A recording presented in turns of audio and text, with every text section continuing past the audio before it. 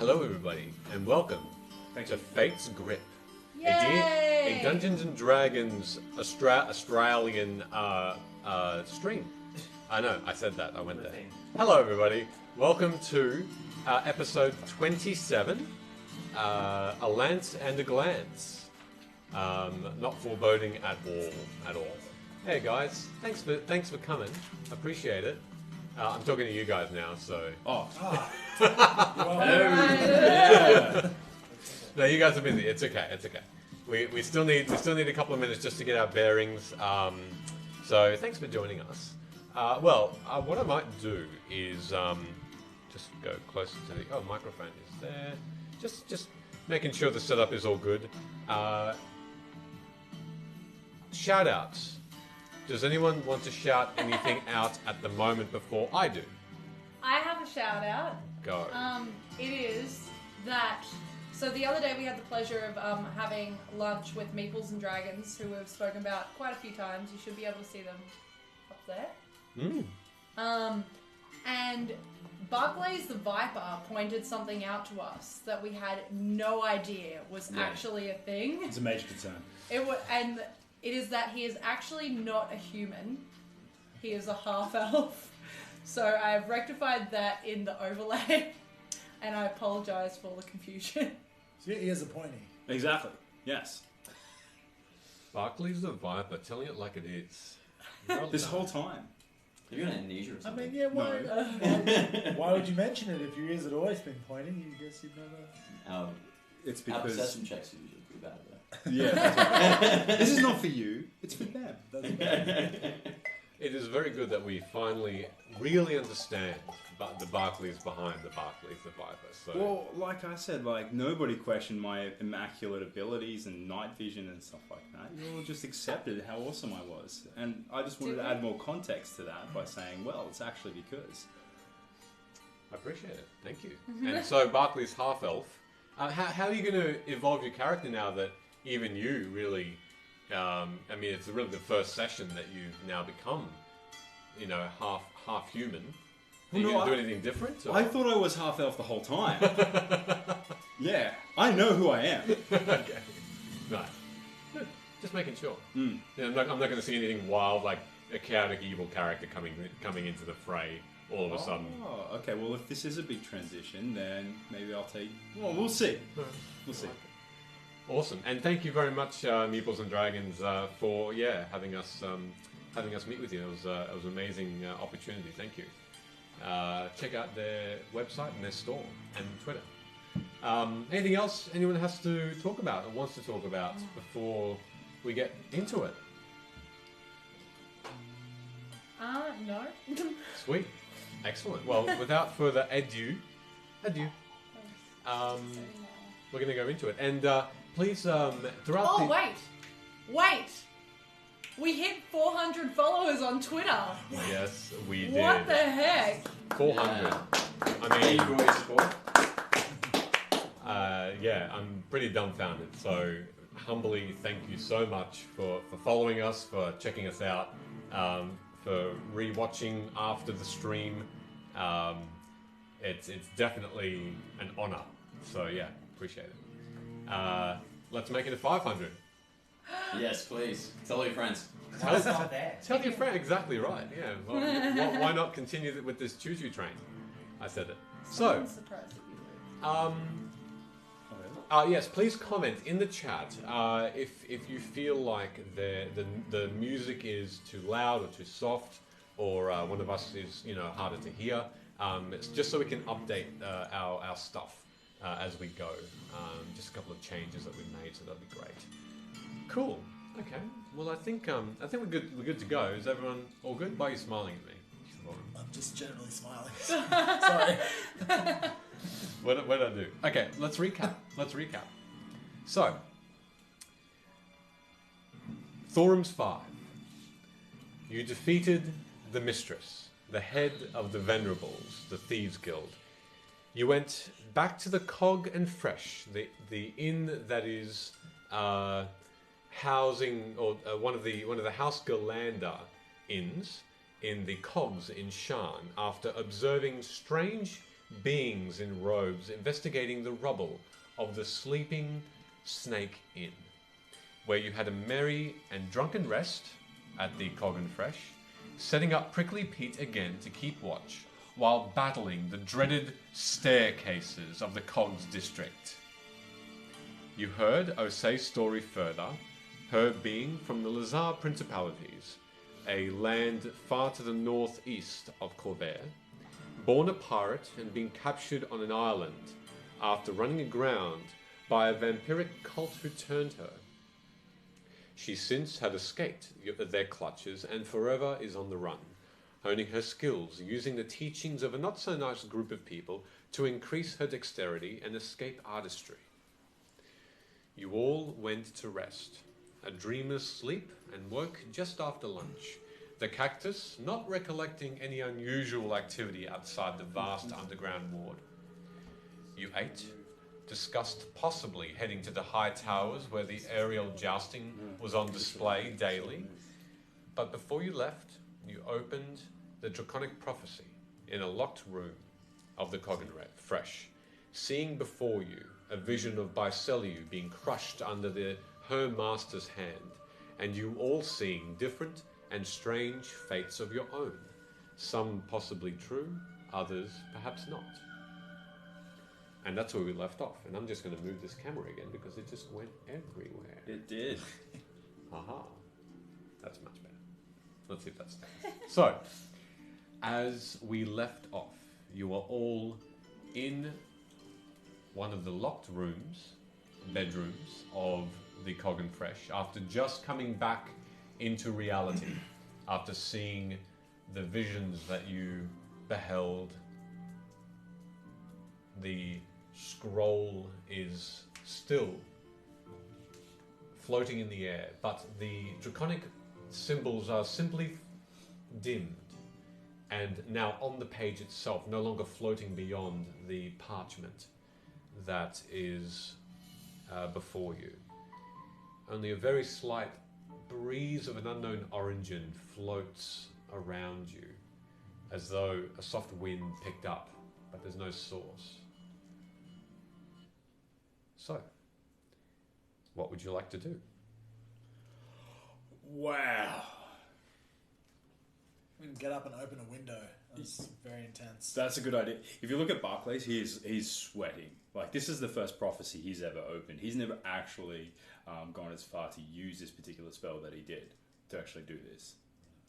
So, whilst being pleased, he looks a little fatigued. I know you all look concerned. I do. I look very concerned.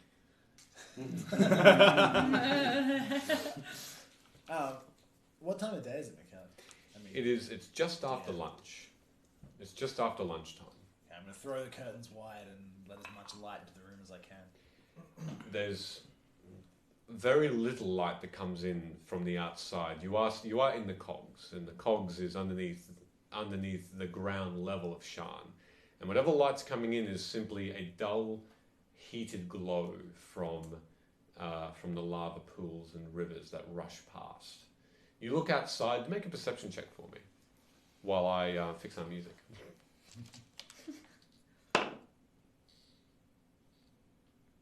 It's not a stream if things go wrong. Oh, absolutely. No, it Things should will be. go wrong.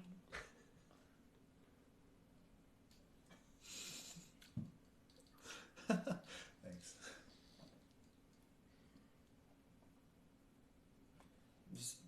Just Please pause. sorry, While folks. the internet- First roll of the night, and we're doing good. Yeah, my app just crashed. We love the apps as well. Sorry for the technology issues, folks. That's a 13. A 13, okay. Looking outside, you notice that for the most part, the town or whatever is going on below is fairly normal. You see some warforged that are walking past, carrying heavy weights, pulling carts with donkeys on the outside, behind them. You see in the distance the set of houses that you had aided some of the folk that were hurt by the crumbling and the rumbling of the small earthquake on the earlier this morning, and you see it. They're still, from your vantage point, still picking up rubble. Just making do and trying to repair what has been damaged. Beyond, you see the landscape of this enormous road just take off in the distance and out of sight around the corner. This particular ward, called the Cogs, sort of bends around in sort of an L shape to the right where you are, and you look back and forth, and you notice that you are on one end of the entire ward that's in front of you. Now that you have a bit more of an understanding geographically of where you are, you poke your head back in. And close those blinds. Okay.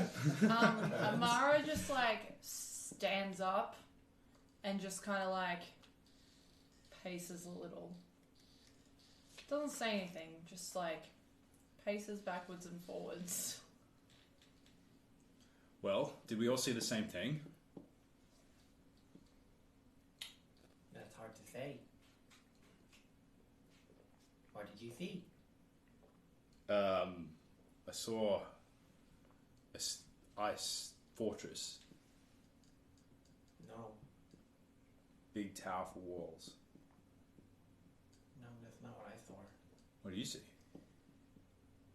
I saw the person who is following me. You saw them?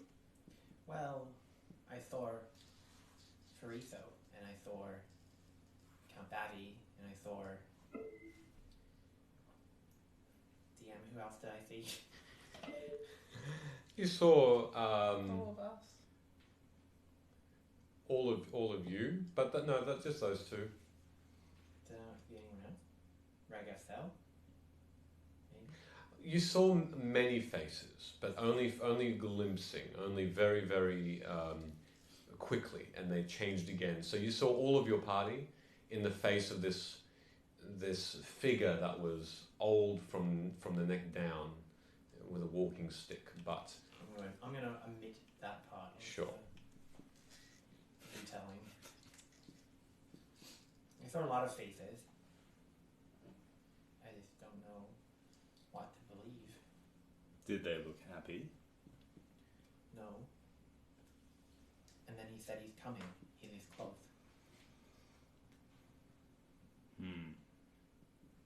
Okay, but you didn't get a look at him yet. Or her, we don't know. No, it's a him. Oh, it is him. Okay. It's a him. I know it's a him. I don't know his name. Should we give him a name? Just like a temporary one? A placeholder? Yeah, okay. Stinky face. I hope I remember that when we meet him. Yeah. Okay. Anybody else?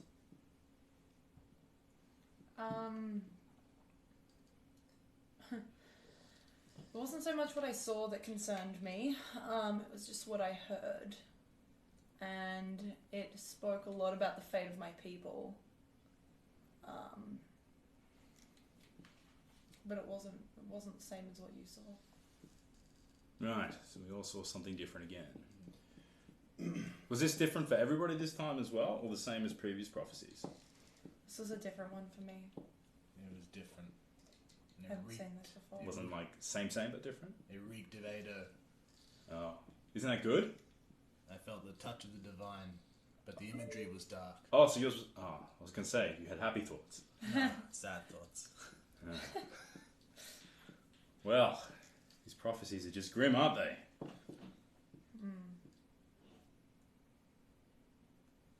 Have we had breakfast yet? Yes. it's just after lunch. Oh, it's lunchtime. Well, I'm hungry anyway. And with that... I did not time it, folks. So, Okay. you wanted to do some jousting, remember? Aerial jousting, yes. Yeah. But Ragasel is coming for dinner. So That's you have to right. be back in time for that. That's right. Wait, Can you No. You can't. See if Ragga wants to come for breakfast instead. We've already had breakfast. Barclays? Tomorrow. No. You're coming tonight. I'm sure we can joust before the dinner. We can just be late to dinner. That's fine. Well, no, actually, maybe we could- Why don't we do something else? Why don't we ask? Why don't we do something else? Well, why don't you we want to ask? do some jousting, don't you? Yeah, I want to have a proper I- go at it though. I don't know if you remember last night, Barclays, but I actually bet that I could beat you in a joust. Oh yes. You remember that? Last night. Yes. Okay. Just got weird. Well, you could have rolled to see. No, I didn't want to inside check you. So maybe we joust. And worst case What do you mean by scenario. joust? What? Sorry. Keep going. Barclays, I get it. You're in love with me. But maybe we joust, and if we're running late, we can message Regav. Yeah. Can we? Yeah, we'll pay another one. Isn't that how you contacted him? Yeah, I can do that. It's just that it's not an easy thing to do. Uses up a lot of my energy. Why don't we tell him to have dinner with us there? Surely they'll have a feast afterwards. or It'll be something. it will be a Well, maybe spectacle. we can just go to his place now, on the way. It's on the way, isn't it? We've got to go up, and he's up. So let's just do that and let him know on the way past. Gunner is correct. It would be on the way to the top. Yes. Okay, cool. Are you gonna I joust mean, too? Before we Right. do, didn't you also have something you needed to do? There's some items I wish to pick up, but From Mendez. from if Mendez is Who's Menades. Shawn Menades. Mendes. Shawn Mendes, the singer. if Menades is locatable. Is he I'm above? not too sure about what his health is like after Babby. our trader Batty. Wait, what? Who? She's dead, don't worry. We shall never speak. Babby. Yeah. A friend of Menades was looking after some errands for me, and we entrusted his health with Count Babby. We did. That's right. When I send a message to someone, do I know whether it's been received? Do I get a feeling whether or not it's been... No, you can understand who you're sending the message to and see that the spell itself has been successfully cast, but you're not sure whether they have heard it per se. As an example, someone like Thorum, who has a mind shielding magical item, you don't know whether you don't feel any sort of reverb. Well, what if it succeeds? Do I know if it succeeds? Same thing. You know it succeeds if a reply were to Okay. were to happen. Continue. So, As you were. Right. so you need to collect something from down. Below us. In fact, no, it's above you. Lower Jura is in fact a level above. Oh, we're So in the why don't cogs we- still, aren't You are still in the Sorry. cogs. Why don't we treat it like a Shopping flight of episode. stairs and go up and then up? It's a vertical adventure. You're far too happy for this. time of the Ending afternoon. with. I don't know. How come you're not sick after you drink so much? Wait, He's a are you half-elf. talking to me, like As me Barclays? or Yes. Barclays? I know what you like if you've drank too much. Oh yeah.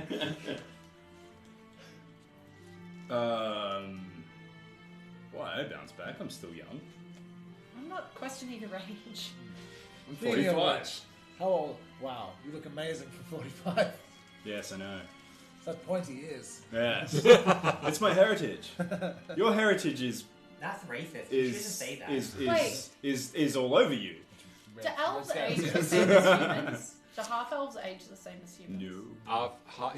Half elves do not age the same as humans. No, half elves age a lot more slowly. So, like 45 and half elf years is how long in human years? You're probably 45 human years. You're probably looking at around about the 80 to 90 in human years. at 45.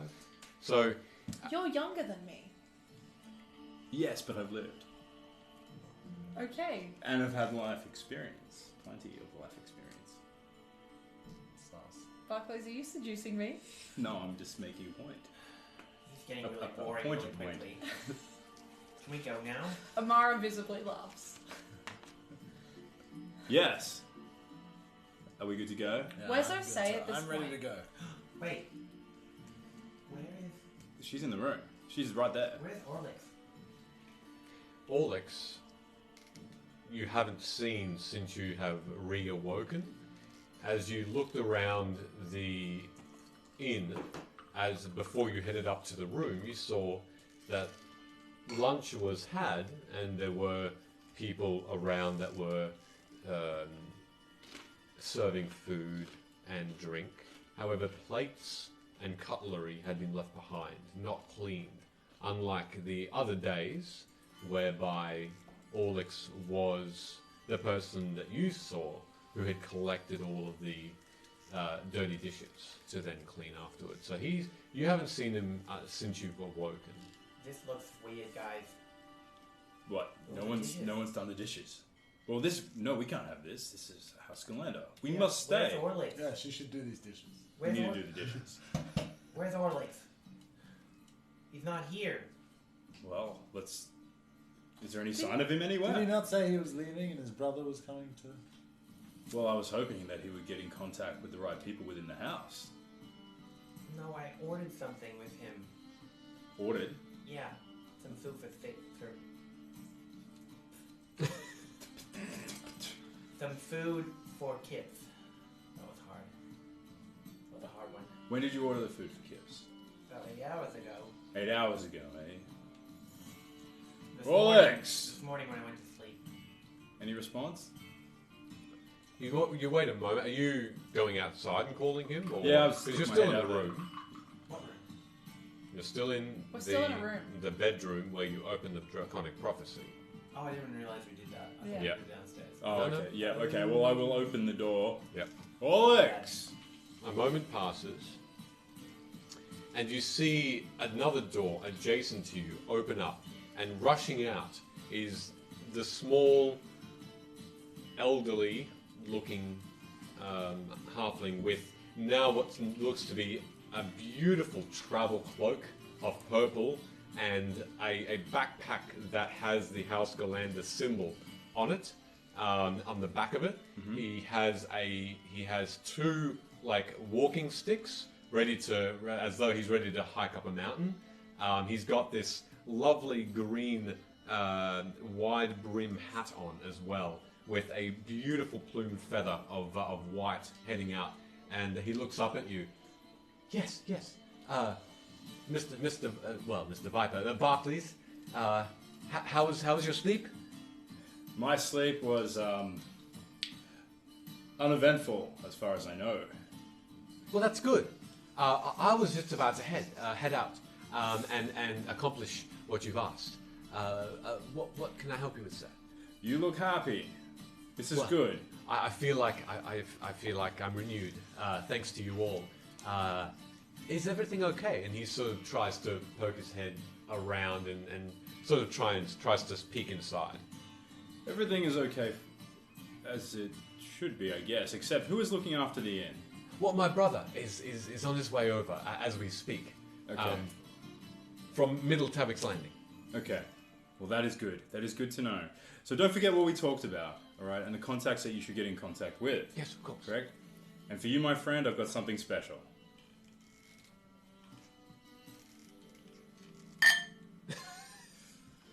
And it's a bottle of fresh. Right. Oh, and he sort of takes it with both hands. It's quite a heavy bottle. He sort of he puts it directly into one of the many pockets that house this big backpack. It's almost as big as he is, and he sort of is pulled back a little bit from it. Well, thank you. I guess at night I will revel and toast to you, Thorum's 5. But for me, it's Barclays 5. It's okay, don't say that too loud. No, not at all. Well, is there anything else that you need of me? I did have, and he pulls out a small box. It's probably about yay big. Gold lining on the outside, looks like just gold paint in a wooden box. As he hands it to you, you hear the sounds of skittering. Skittering, skittering, skittering. All these little legs on top of each other, little bodies that are moving around, and he sort of hands it to you, and are you taking it? Yes, I'm like, it's a skittering box. It is, I promised a delivery, which has been done, for the little one. It's for his pet. Give it to him, will you? A gunner. Yes, Gunnar. And It's for his pet. it's for his pet? Yes. Kips. That's the one. Yes, okay. Alright, I'll give it to him. Is it safe? Yeah, of course. It's just. Apparently, he has a certain dietary requirement, and he needs only live bugs. Oh. He's a curious one, isn't he? Yes, this is such a good idea. Oh, well, Kips might be happier I'll going just. forward. I was asked to. It wasn't my idea. Okay, I will pass this on. Very good. Hey, is there anyone else that wants to say anything to Olix before he leaves? Are we waiting? Well, look, you look ready for travel. At the moment, you... I turned into the broom. Okay. So Barclays just turns, and you can see just his head. The door's only that wide and open, so you can't really see Orlix from where you are. Oh, okay. Where are the bugs?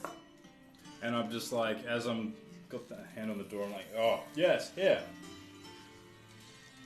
Oh, Mage. technically moving. All right. Johnny. How much? How much do I owe? I'll Are get you it. It's yelling fine. that over? Are you yelling that to him, or you just? Barclays. Oh, yes. Well, yeah. Quite loudly. And not loud enough for Barclays to hear. Okay. In which case, that's fine. You hear a voice come in, Orlix's voice. It's fine. It's on the house.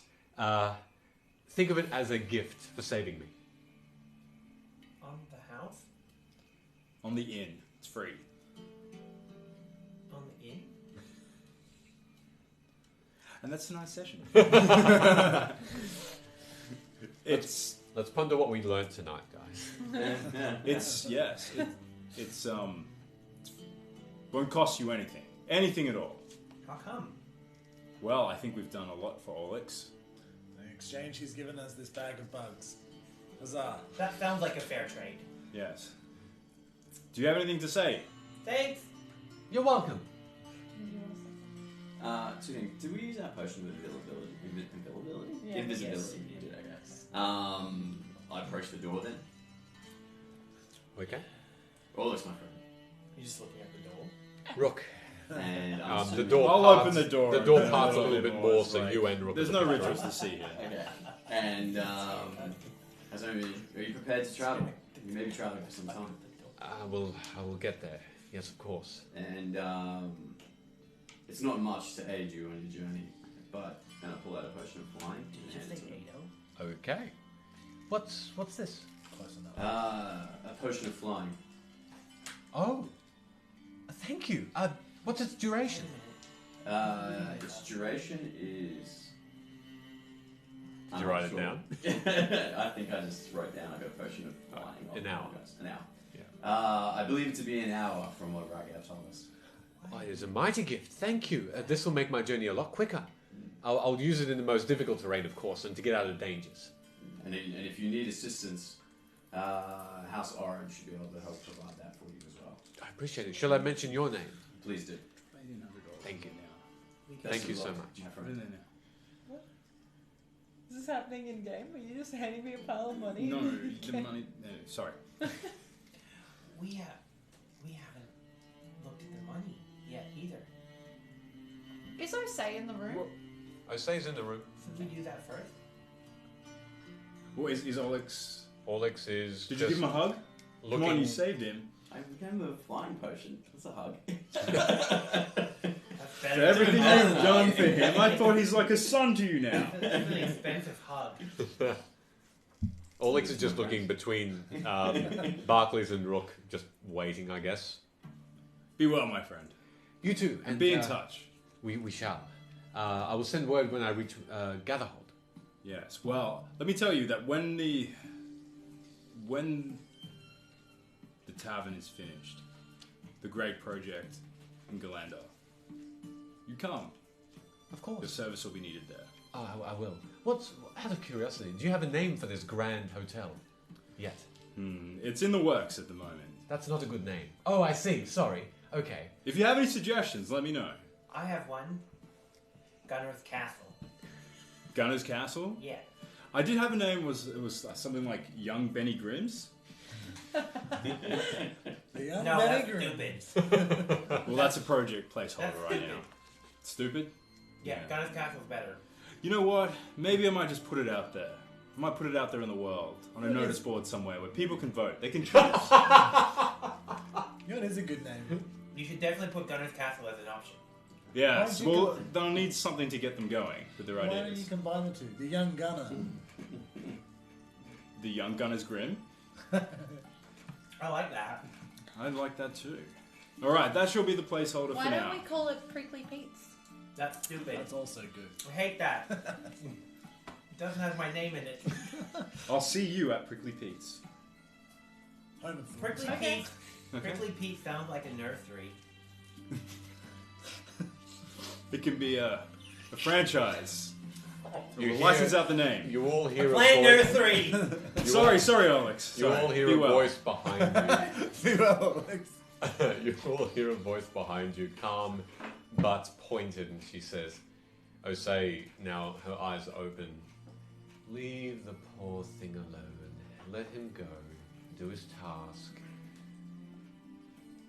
I'm Oh, you gonna can go now if you want. Orlix just looks at both of you once more, Barclays and Rook. Be well. And he turns and he walks down the steps of his Oh, and inn. Orlix. Bye. He sort of waves towards the door, not seeing you, and he exits the Coggin Fresh. Osei's voice now says, so, what is the next step? Can I look at Osei and say, Every time. when we opened this prophecy, did you see anything? She sighs deeply and says, are you okay, Gunnar? I did see something, yes. Okay. Was it similar to anything we saw? Did you all mention out loud what you saw? Did I don't anyone think keep so. it to themselves? I think it was me, Barclays, and Gunnar. And Fulgrim said about Ado, like, divine, but it was shit. I saw a vision that I was captured again by those who I feel are still after me. But behind their faces was a new face. Lady Ilmarrow of Ilmarrow Castle. One that I had heard but never seen. She's powerful, a vampire queen, I guess. And then I saw the land that they were living, lush, green again, and I had slain all of them. I'm not sure what to make of it, but one more thing was a bit unusual, and that was an army of chromatic and coloured dragons, side by side, where normally you would see them as enemies, fly beyond me, above, using their mighty gifts of power to overcome enemies that were unseen in the distance. Have we heard that name before? Or have I heard that name before? Ilmarrow? Yeah. Make a history check. No. 4. Doesn't ring a bell.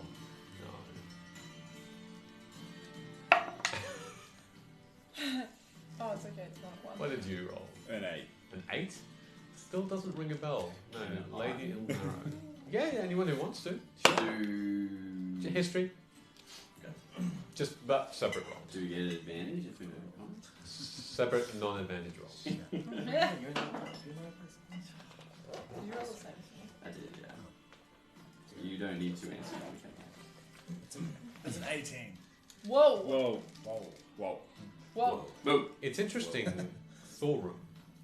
The only reason why you know of this name is because of a particular fellow. Let's call him a companion in the same place that you had spent a lot of your more recent times before you met your current group. Is this where we learn about locks? This babbling, crazed dwarf, who was also a pirate, had spoken of this lady, Lady Ilmarrow, who lived in Ilmarrow Castle on an island far north, where the archipelago's islands are, and he mentioned her name once, and simply after that, just babbled incoherent language. It wasn't something that he bestowed any more information on, but he did mention her name and the fact that she did live in that particular castle. What was the name? Like Ilmarin Castle. Ilmarrow Castle. Ilmarrow Castle. Yeah. I turn to the others and I say, I once heard from a very reliable source who spoke about it in great detail. Other things, not so much this, but that name, I've heard it. She lives in that dragon. She lives in Ilmarrow Castle. Dragon. Not dragon, but Dragon. but he did mention she was a vampire. The vampire. The vampire. Is it Lady Ilmarrow? Lady Ilmarrow. Am I mistaken in thinking that that's in the Morning Halls? So it's further up. Where Osei spoke about her Yes. travels. Yes. along Principalities. Yeah, Yes. okay. Correct. Thorum, just to be clear, in fact, I can't see it there. That's right. I'll give you the name of it just after the break. Okay. Osei continues. She says, I noticed that there were perhaps more parchments as well that Baiselliu had on her desk that you had mentioned. Would- Barclays. Perhaps before we leave, we should see if she's written any other things of interest. Are they in the bag? Yeah, they're in the bag. There's so many of these. Where is the She's gold? writing a book. The gold is you saw was put into this particular bag that Barclays has as well. The bag of holding. Should we also sort that as well while you're doing that? Yeah. You'll get 1,800 gold pieces from the chest. Okay, do we need to count it first? We can sit here all night and day. Did and you do say that. 800 1,800. each? Yeah. Seriously? Okay, you don't want your No, portion. that's That's more fine. money. In fact, looking, That's more you money than live I've a ever simple had. life, from my understanding. What would you do with 1,800? I don't know. I've never had that much money before. Well, now you do. Now, I'm just going to say this once. Where are the children? I was going to say, there are many orphanages in Shan. Many orphanages. Just think how good that money could be spread equitably across the orphanages. Not just one wealthy little kid. I'm going to buy some pubs across the road from your pubs. What? Well, you could just invest in my pub. No. And make lots and lots of...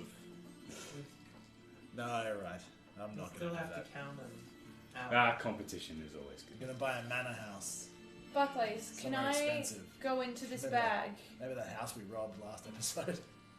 Can I go into this bag and see some of this parchment? Is that okay? Yeah, you may. There's lots of funky stuff in here now. I feel like we need somebody to like sort all this out. Well, Well, Rook, There's dead things in here. Rook, I know that you really want to go get your equipment, so why don't you and, I don't know, maybe some other people go and get that, and me and Osei can stay here and we can go through if anyone else wants to stay, we can go through this. Well, you guys go get the equipment, and then we can all meet at Regev's cells. Well, we need or to at the take. Yeah, jousting. we do need to take some of this equipment with us. I think to Regav's. There's some gloves in here that we really need to know about. So we'll meet him at his shop then later. Yeah. I Yeah, like we that can. idea. Me and Osei can bring that up. Are you sure? I like the idea of us all rising. I like that too, but also, if we do it this way, maybe we can cross more T's and dot more I's. We all know where Ragabs is. All right. We should just meet there after. All right. Let's do that. When should we meet there? What time? In 2 hours. We should go and see if that armor's ready, and if our blacksmith friend is still alive. In that order. What time is it again? Is it midday? It's just after midday. No. Maybe 3. What time does the sun go down? From your perspective, you think it's about 6:30. Okay. And do they just at night? You would know from Sean's, I guess, history and what they like to do.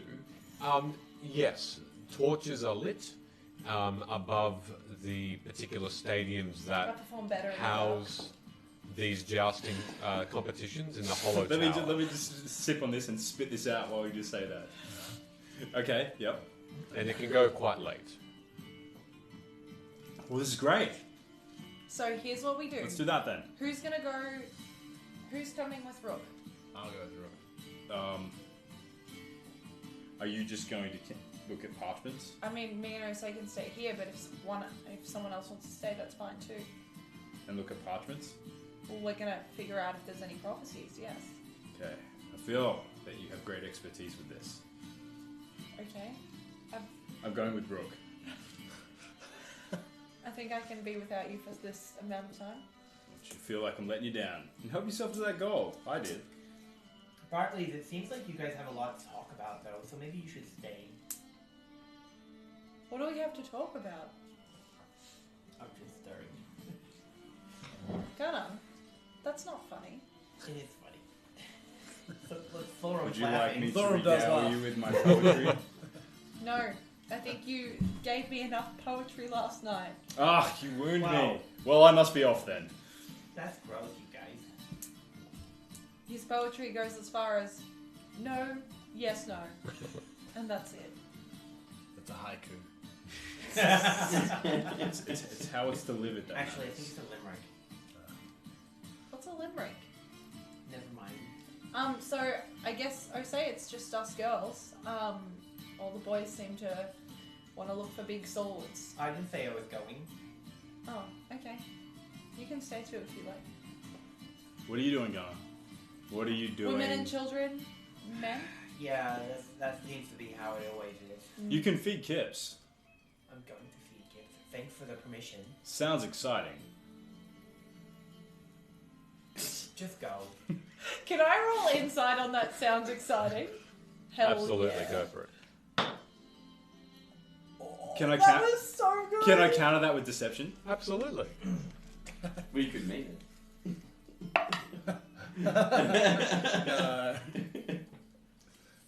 Oh, you jerk! 27. 24. Wow.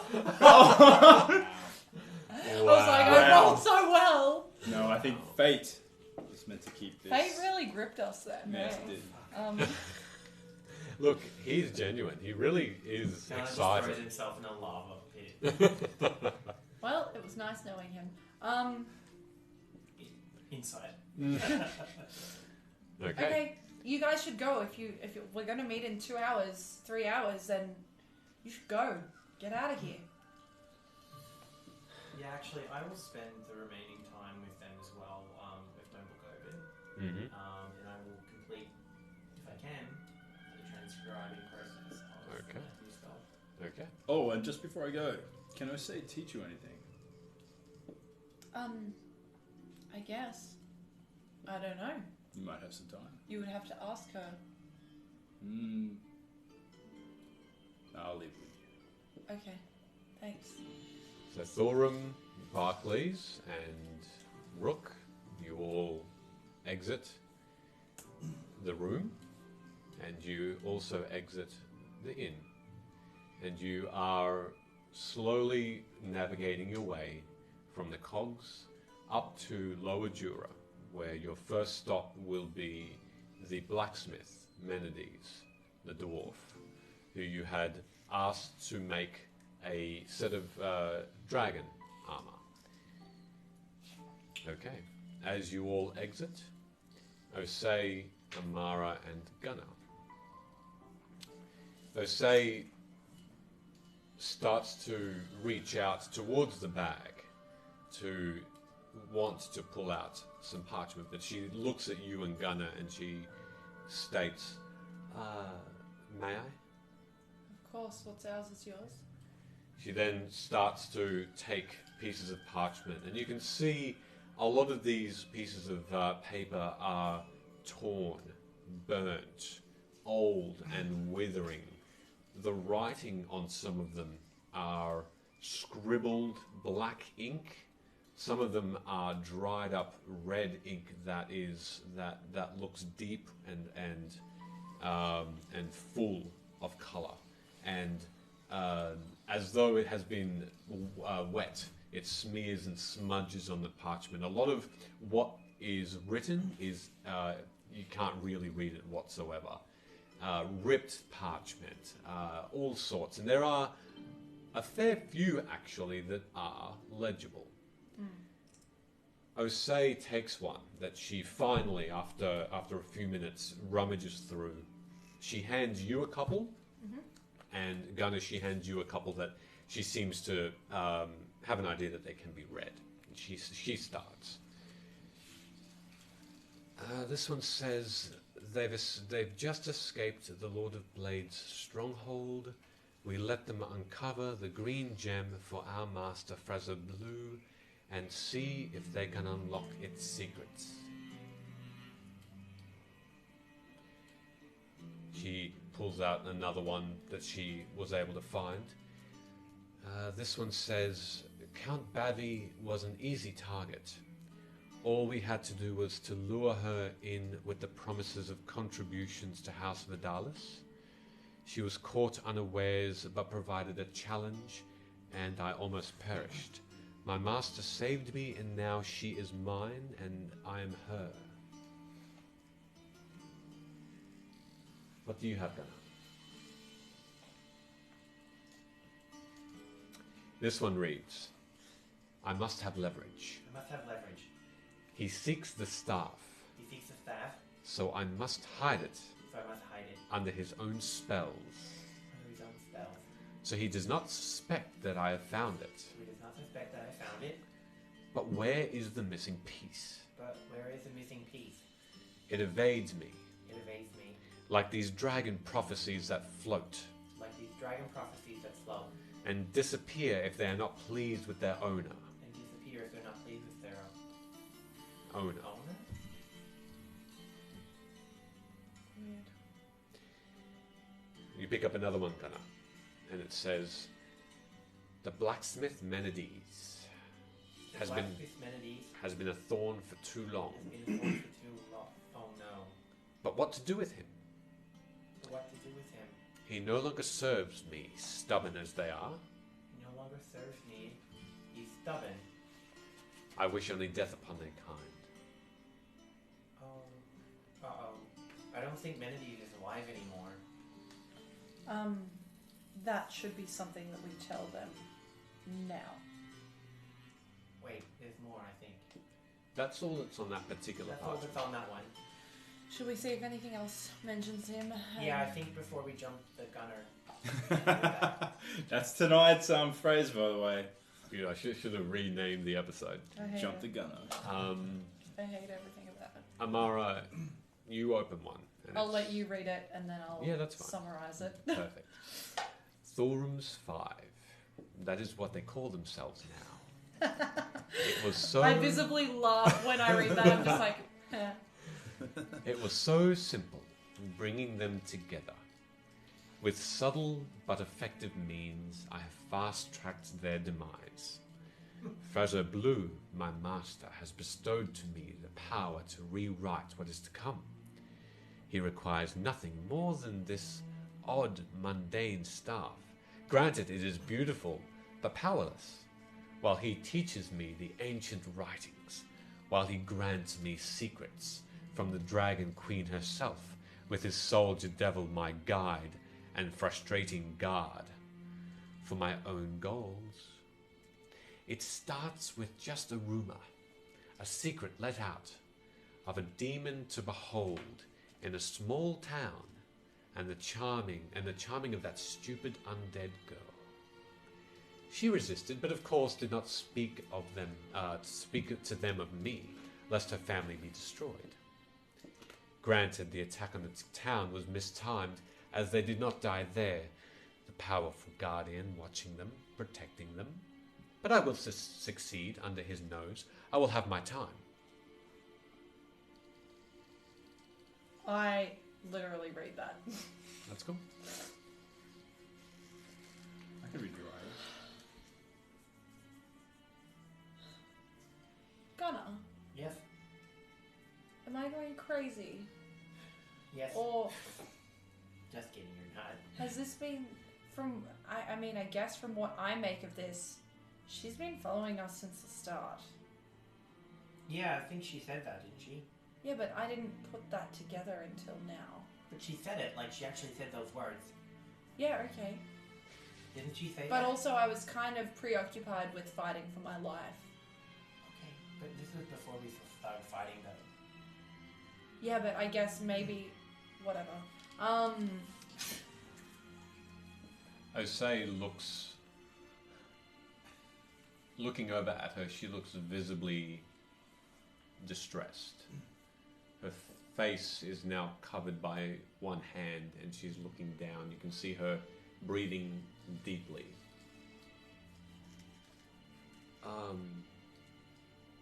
I don't know what to make of that. I'm sorry, I wasn't, I didn't know What do you mean? what you said. Was she talking about me? Yes.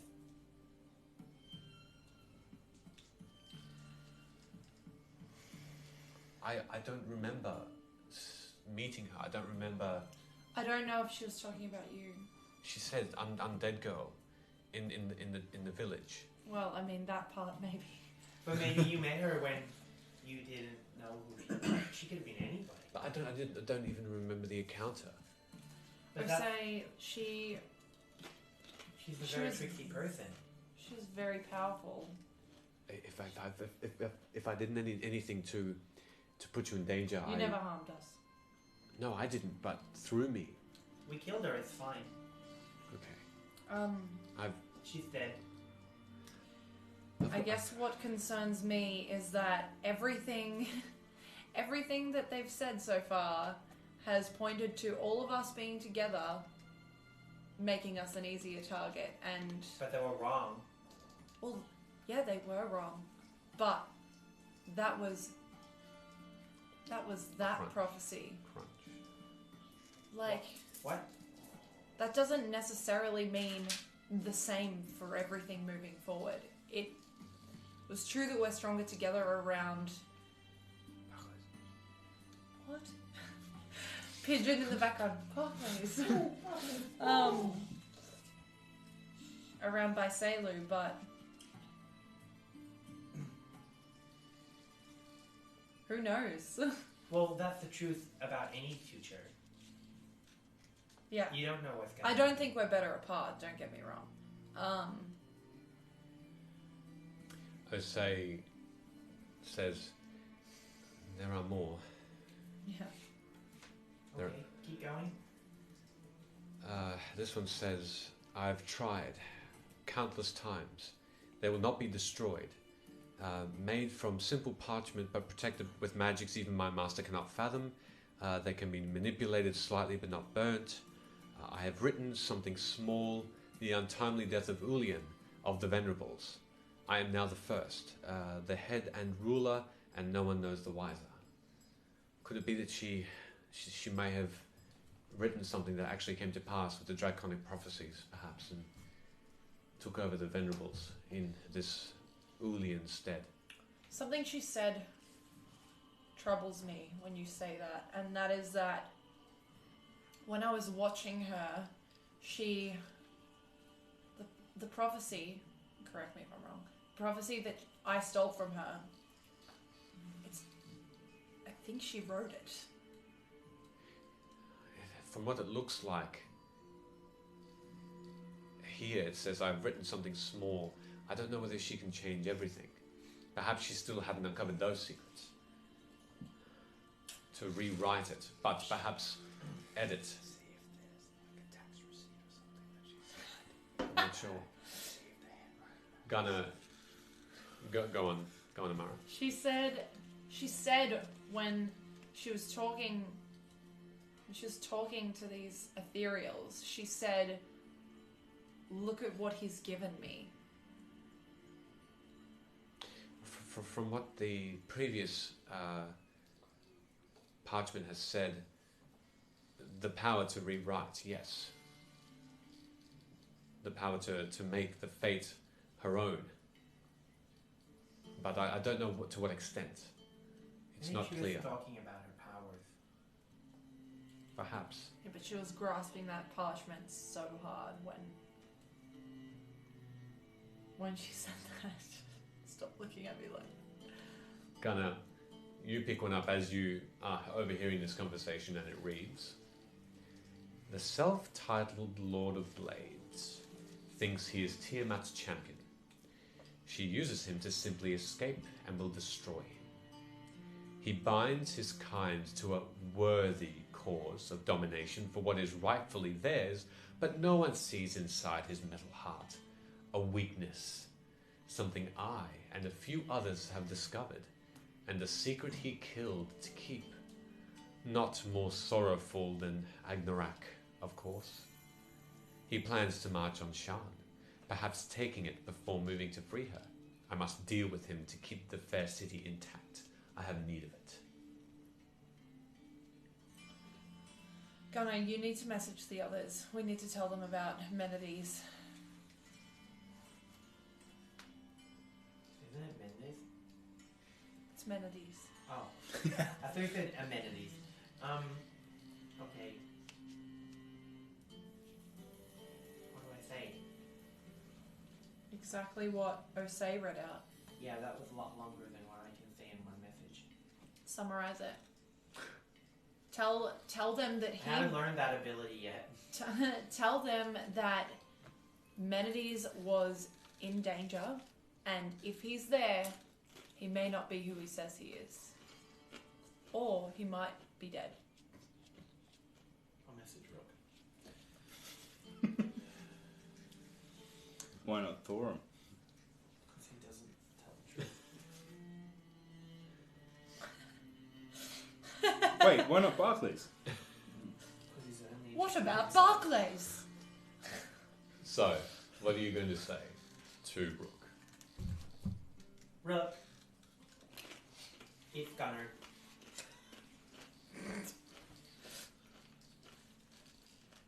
Guess what? Mendes could be dead. Maybe not. But you should be careful either way. Love Gunner. Do we hear him say that? Yeah. Absolutely. Rook, you and your companions are still walking through the cogs, and you get that message.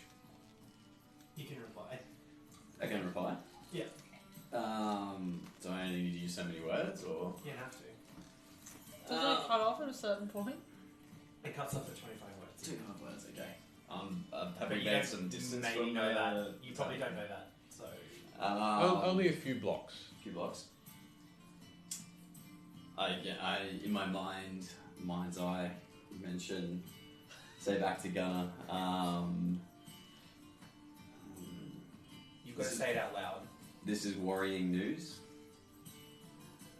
I will still go to the upper level to check on Menides. Thank you. Love.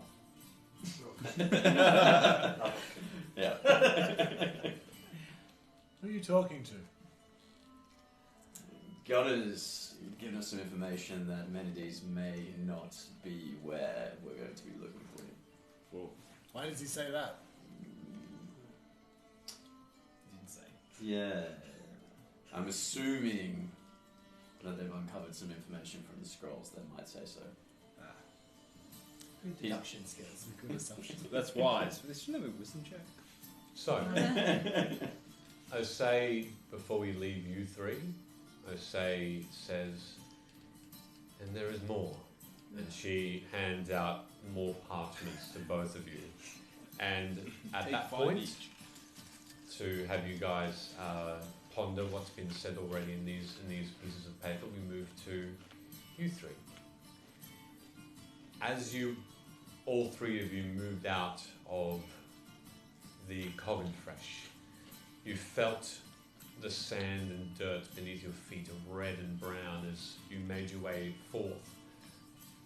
Because you're not sure of the cogs and the overlay of it in full, I'm assuming you'll be heading towards the point of the stairs where you actually came down from Lower Jura. Would that be correct? You're just going back to the same staircase. We probably would go back the way we know Yeah. to come. Yeah. Yeah. Sure, cool. Unless... Are we going the right way? No. I mean, as far as I know, yes. We're just going back the way we came? No. Yes. No. Rook. As far as I can recall, we're tracking back our steps to how we got here. You are a fine tracker, my friend. Do me a favour for that reason. Just make a survival check. Is it lunch? No, because Irvin isn't his. Oh, he's been here. 19. Okay. You look around with that conversation. You recognise that building. You recognise passing this building on the way in. You recognise the point where the Warforged had a conversation with you and pointed you in the direction of your destination in the beginning of your travels. You know exactly where you are, and the landscape looks ever so slightly different though. As you look over to your left and right, there are bubbling pools of lava that have expanded and become slightly larger than when you entered. Again, probably because of the earthquake. And with that in mind, you look around and you also see small cracks in the earth and gaps within them that lead downward. They're probably even about a foot wide, so quite substantial.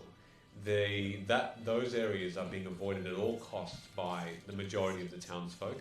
You see very dangerously a game being played in the distance of some children jumping over them. The smaller gaps, but certainly something that they can still trip over. You see that the buildings that are beside you are 3 and 4 and 5 stories tall. You still hear the racket of a full day's worth of trade, hammering, selling, bartering between a group of halflings in the distance of what looks to be a warforged that's trying to keep up with all their babble while they're trying to buy a piece of armor. And yeah, you definitely look like you're heading in the right direction. You look in the distance, far away. You see a portion of the cogs and the sheer rock that heads up into this thin gap in the sky, where beyond you see the specks of towers and a staircase that runs up this wall without a railing, like you entered down. I turn to Barclays and Thorum.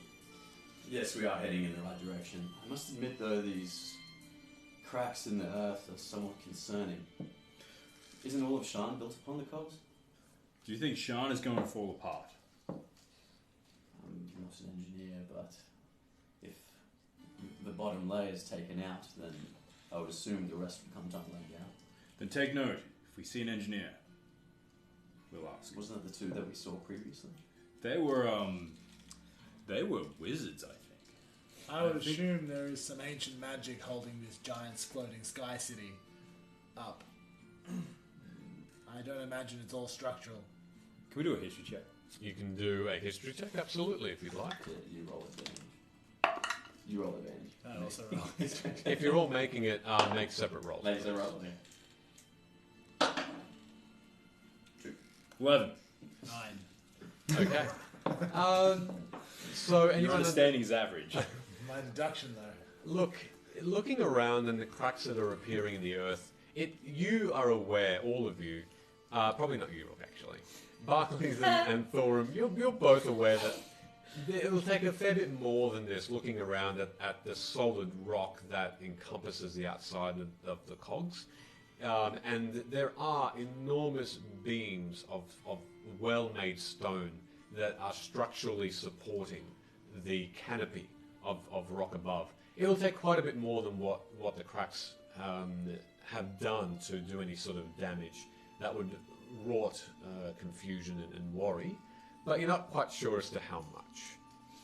And in your best guess, yeah, there's probably some magic at play as well. Okay. Take heart, my forest venturing friend.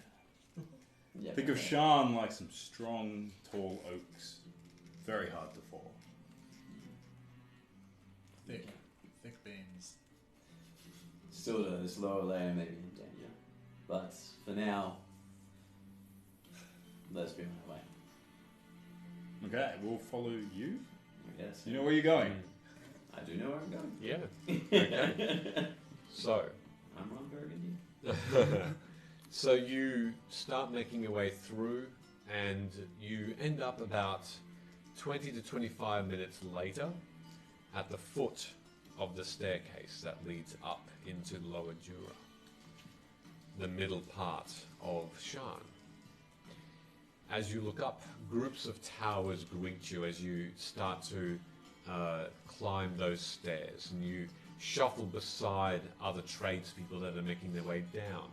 It's a little bit of traffic, but you make good pace, and you look up and you see clusters of homes sidled beside each other.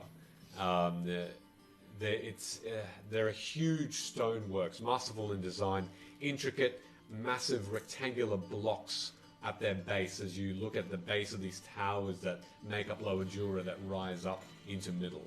Sort of squished together as though houses are only sometimes meters away from the base of towers above them, and gaps between them where makeshift huts and other structures of living have been made. The smells of foods, roasts, off fruits mingled with a bit of fish and dirt fill your nostrils, and a distant set of strings plays as you make your way to the very, very top of the cogs and now in Lower Jura proper. These strings play beyond pathways and alleys that wind away out of sight. You look around you and you see pets and wild dogs and cats and small insect-like creatures. A large scarab on a string are following or being followed by people that are moving with them. There are even little small bipedal, frog-like creatures in blue, and a small brown drake of some kind that's being carted along in a wooden box with slits, and you can see its small snout of brown sniffing outside. You can smell what smells like baked bread being cooked, and you hear the ruckus of people within restaurants and taverns. The smell of tea and beer mingled together as well. When those dogs come near me, I'm going to show them my teeth. Okay. As a mangy one is following you, you turn behind you and you show them a bit of bear, and it sort of doesn't seem to be too concerned. It seems to be quite thin. Can I pull it? Oh, do an intimidation check. No. I want to see if you can scare this dog away. No, I don't want to scare it. It's a Now that you said it's thin, I don't want to scare it away. it's thin and it looks hungry, and its fur is in patches. It looks like it hasn't eaten in some Can I time. gesture it to come forward with some rations? Make an animal handling check, please. As he's doing that, I'll say to Thorin, "Hey, so what did you think of Rook's performance? His musical performance? It was incredible. It was incredible, wasn't it? It was. You two should form a duet. Do you think there's a hidden bard in there waiting to come out? some of those lonely nights in the forest, he might be feeling a quiet night with song. I agree with you. I think we should encourage Yes. his future prospects as a bard. What do you think? Yes. Next time we're on a campfire, you can cheer us with your merry tunes. You can be like Barclays. And I, as I'm handing out this food, I talk back. Barclays, maybe you could teach me something with performance then. And I rolled a 20. A 20? Yeah. In total or natural? In total. Okay. As you hold out the rations and kneel on one knee and sort of gesture, the dog, what are those racing dogs? Greyhounds. Greyhounds. It's a greyhound in. Or a whippet if it's small. Yeah, no, it's definitely a large beast. But thank you. You proficient in greyhound. It slowly walks up to you. You can see that its paws are all bloodied from the rough ground beneath it. And you slowly feed it. It's gentle, and it slowly licks your hand as it takes some of the rations away from you. As you put it onto the ground for it to finish it off, it laps it up without a problem, and sort of comes up to you, into your face, and starts just licking. You can smell a very off dog breath of things, of perhaps some rotten creatures it might have been able to scavenge in its quest for survival. I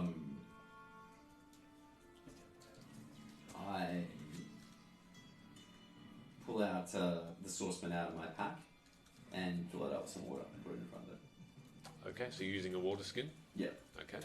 It sort of laps it up as well and gives you a little bit of a whine, and continues to go between licking your face in thanks and also very hungrily dipping into the water. And I'm gonna pull back and see if it follows. Doesn't seem to.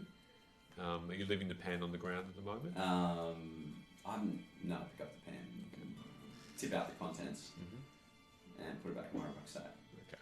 And pull out a little bit more food. As you pull out a little bit more food, are you putting on the ground or trying to feed him hand to mouth? I'm going to try and feed it this time. Okay. Same thing. Hand to mouth. Like a bird, you've got to swallow it. And then He back up again. he comes up and this elongated grey skinned creature with these white blotches, white spots on him, again gently takes your food, whimpers slightly as he. You'd imagine that just these are whimpers of relief and a bit of sadness. And as you watch, however, you notice that a couple of other similar dogs are appearing out of the alleyways beside and starting to smell fresh food and perhaps making their way towards you slowly. I reach out my hand to pat the dog and see if it tries to go away or it's accepting of it. It doesn't seem to be moving. It seems to not come towards you, but nor does it race away. No, it simply stops and is looking at you, the tail wagging slightly. Yes, feed them all. Is there any, do we notice, any particular, maybe other classes walking past, like a druid or something like that? Make a perception check. Alright. 5. A 5. The only people that seem to come past you in this particular alleyway at the entrance of the cogs are people, traders, halflings, the common folk in drab, other halflings that look like they are actually quite well armed with crossbows and daggers in plain sight. Well dressed, actually, these particular ones. They have these dark grey vests on and white long sleeve shirts underneath, and they're simply on the corners of some of these houses, just looking out, looking around, just being aware of what's around them. Okay. Yeah, is this attracting any of my... Oh, don't feed the dogs. No one's particularly interested in what you're doing apart from the dogs at this point. Do you want me to get my sword ready? Doing what? I can get my sword ready. You look concerned about feeding this dog. I don't think we're in any immediate danger here, Barclays. Then I think you can feed the dog. And again, I pull back and see if it's going to follow. Take a couple more steps as well. It's fine. Doesn't seem to follow. Again, just stops, is looking at you. You gonna feed these other dogs?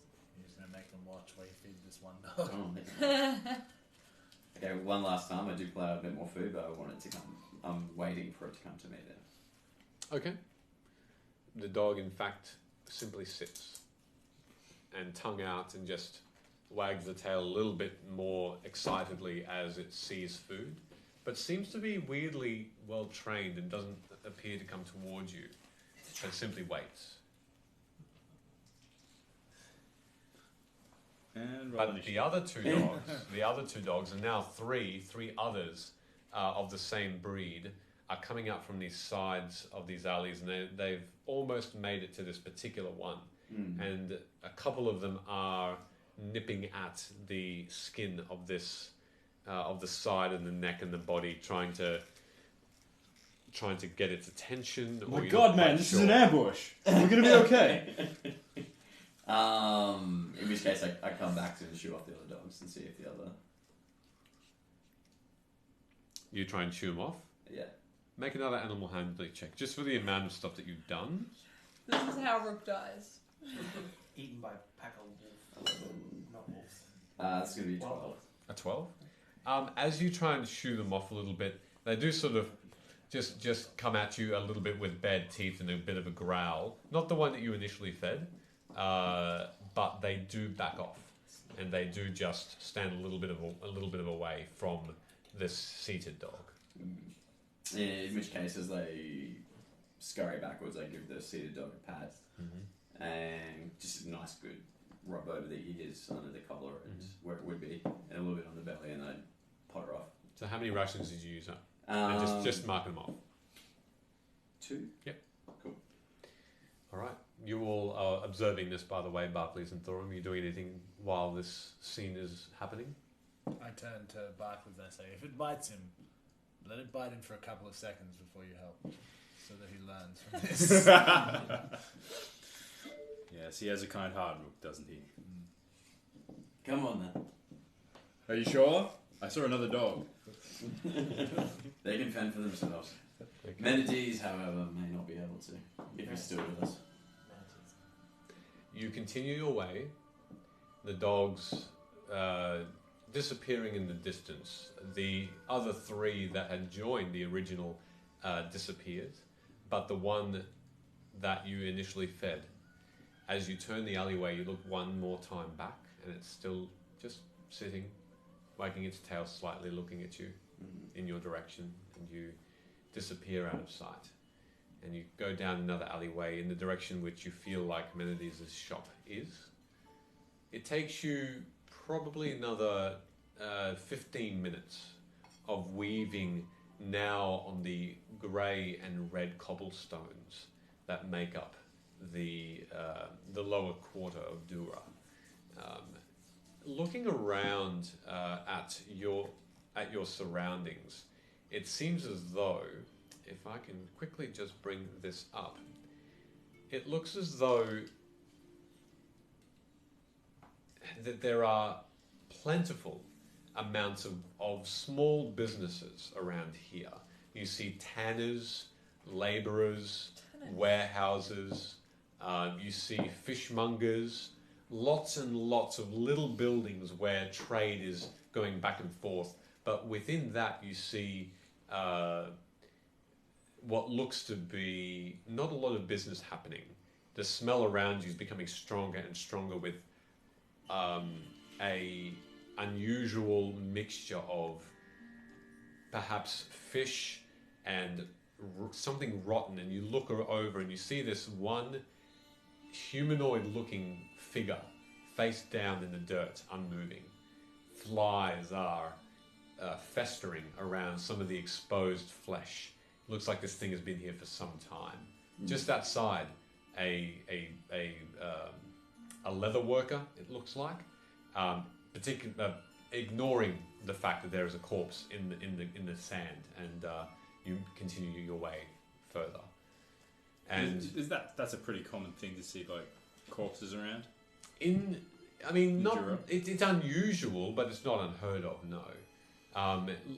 As you went past it, you couldn't really understand, unless you want to stop and investigate it. You didn't really understand the cause of death. Yeah. But it looked to be just a humanoid-looking figure. Humanoid as in dwarven, or No, more human in size, but it could have been orc. It could have been hobgoblin. It could have been half elf. You're not sure. Elf. just make a perception check. Is he got valuables on him? Or? If you want to make an investigation check, and as you pass, go for it. Not to rob him of anything, just to see if he's needed. Okay. Okay, 21. 21. Well, you feel like you're aware of the course of death. There is quite a large, long, thin dart in the back of the neck, quite precisely. That looks like it's quite at the point of where the spinal cord meets the back of the head. Very, very centered, and you can see that there's a trail of blood, but you can also see some big bruises around the outside of this human. Long grey hair in his probably 50s or 60s. Long red cape that's mottled with blood. Some open wounds as well, as though a very sharp knife had just carved into the flesh and taken pieces out. He looks like he'd been tortured prior to death, perhaps. Is this red buffalo? So you should give him some of your rations. And see if he... Although belongings, nothing. You want to use a diamond? No. I used up all of the Actually, diamonds. Besides, there's a time limit on that. how did he die? It appears that he's been tortured and there's a wound in the back of his neck. I see. I'm like, Yes. you want to give him some rights, last rights. Doesn't look like he's had those. I'm gonna pull the dart out of the back of his neck, I guess. Is the dart still there? Does the red cloak Yeah. look familiar to any of the Tiamat followers, or is there any signs of venerable? No, it's simply a plain red cloak, a travelling cloak. Yeah, okay. That's a good tip. And as he mentions like that, I pull my collar up just a little bit further, Okay. protecting the back of my neck. Looking at this dart that I pull out of his neck, is there anything about it that's unique or identifying? Investigation. You said there was a tanner, like a merchant next door, yeah? And A leather worker. Oh my god. Is it obvious that he would have been able to see his dead body at least? It's in plain sight of the open building. Although this particular person, there's a small counter, and then behind it, these large cow leather, deer leather, all these other animal leathers that are hooked onto hooks, and then they go out of sight behind him. This tall, ragged-looking, quite noble in the face elf, but otherwise that's the only thing noble about him. He looks like he's not living in his best life, and he's at the moment just I guess well, not polishing, but just tanning a particular bit of leather on the counter, and he's looking out. There are a couple of chairs directly in front of him on the other side of the counter, like where you could sit. But then he's looking straight onto the road, this alley that has this corpse. I call out to him. You there? Have you not noticed the dead body in this ditch here? As you say that, Thorin, what'd you roll? I rolled a 17. 17. Look, the dart itself is quite plain. There are no markings on it that would signify it's come from a particular group or a particular weaponsmith. There's no mark of ownership, I guess, on it. And what's unusual about it is that you've really not seen this sort of weapon used. This particular dart is not your normal dart. It is probably at least 4 to 5 times its length, and needle-like in thickness, so quite thin.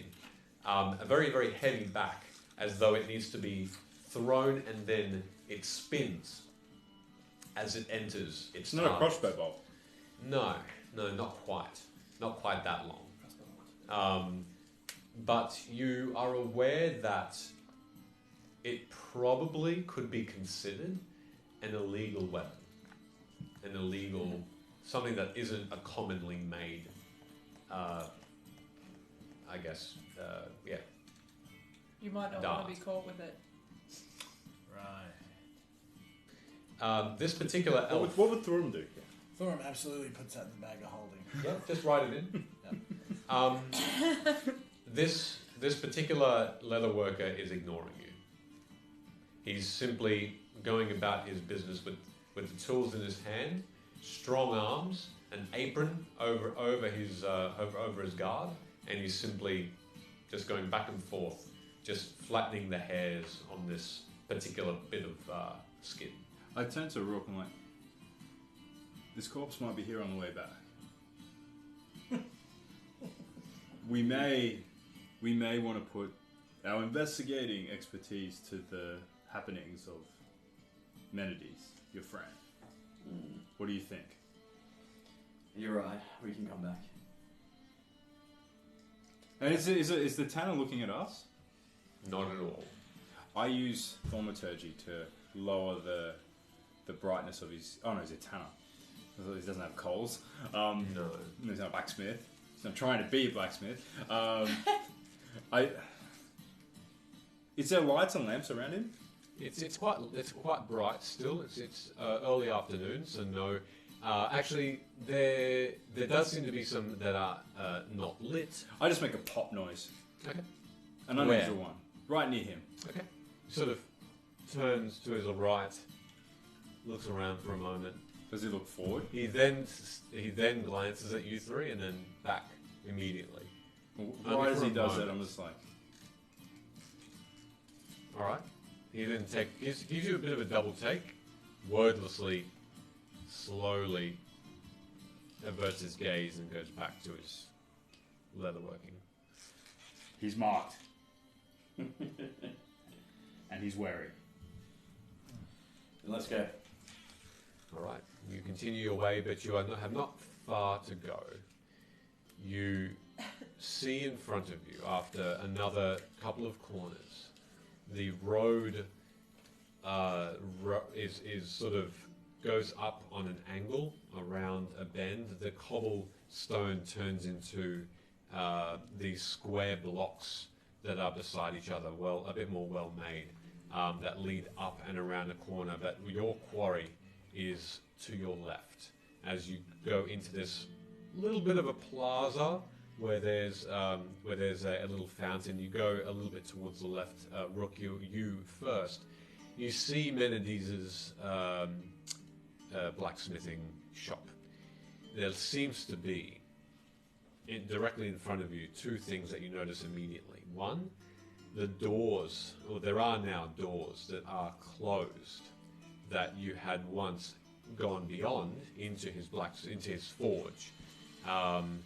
And they are, so the whole building looks like it's closed. And the other thing that you notice is a similar buzzing noise, loud, coming and of multiple things coming from within the doors.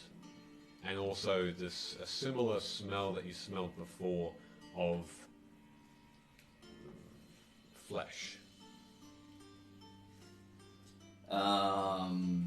This is on the outside. I knock on the door. Give it a couple of knocks, sort of echoes through the room. No answer. I lean my forearm onto the door and kind of like push, gauge how much weight is in the door.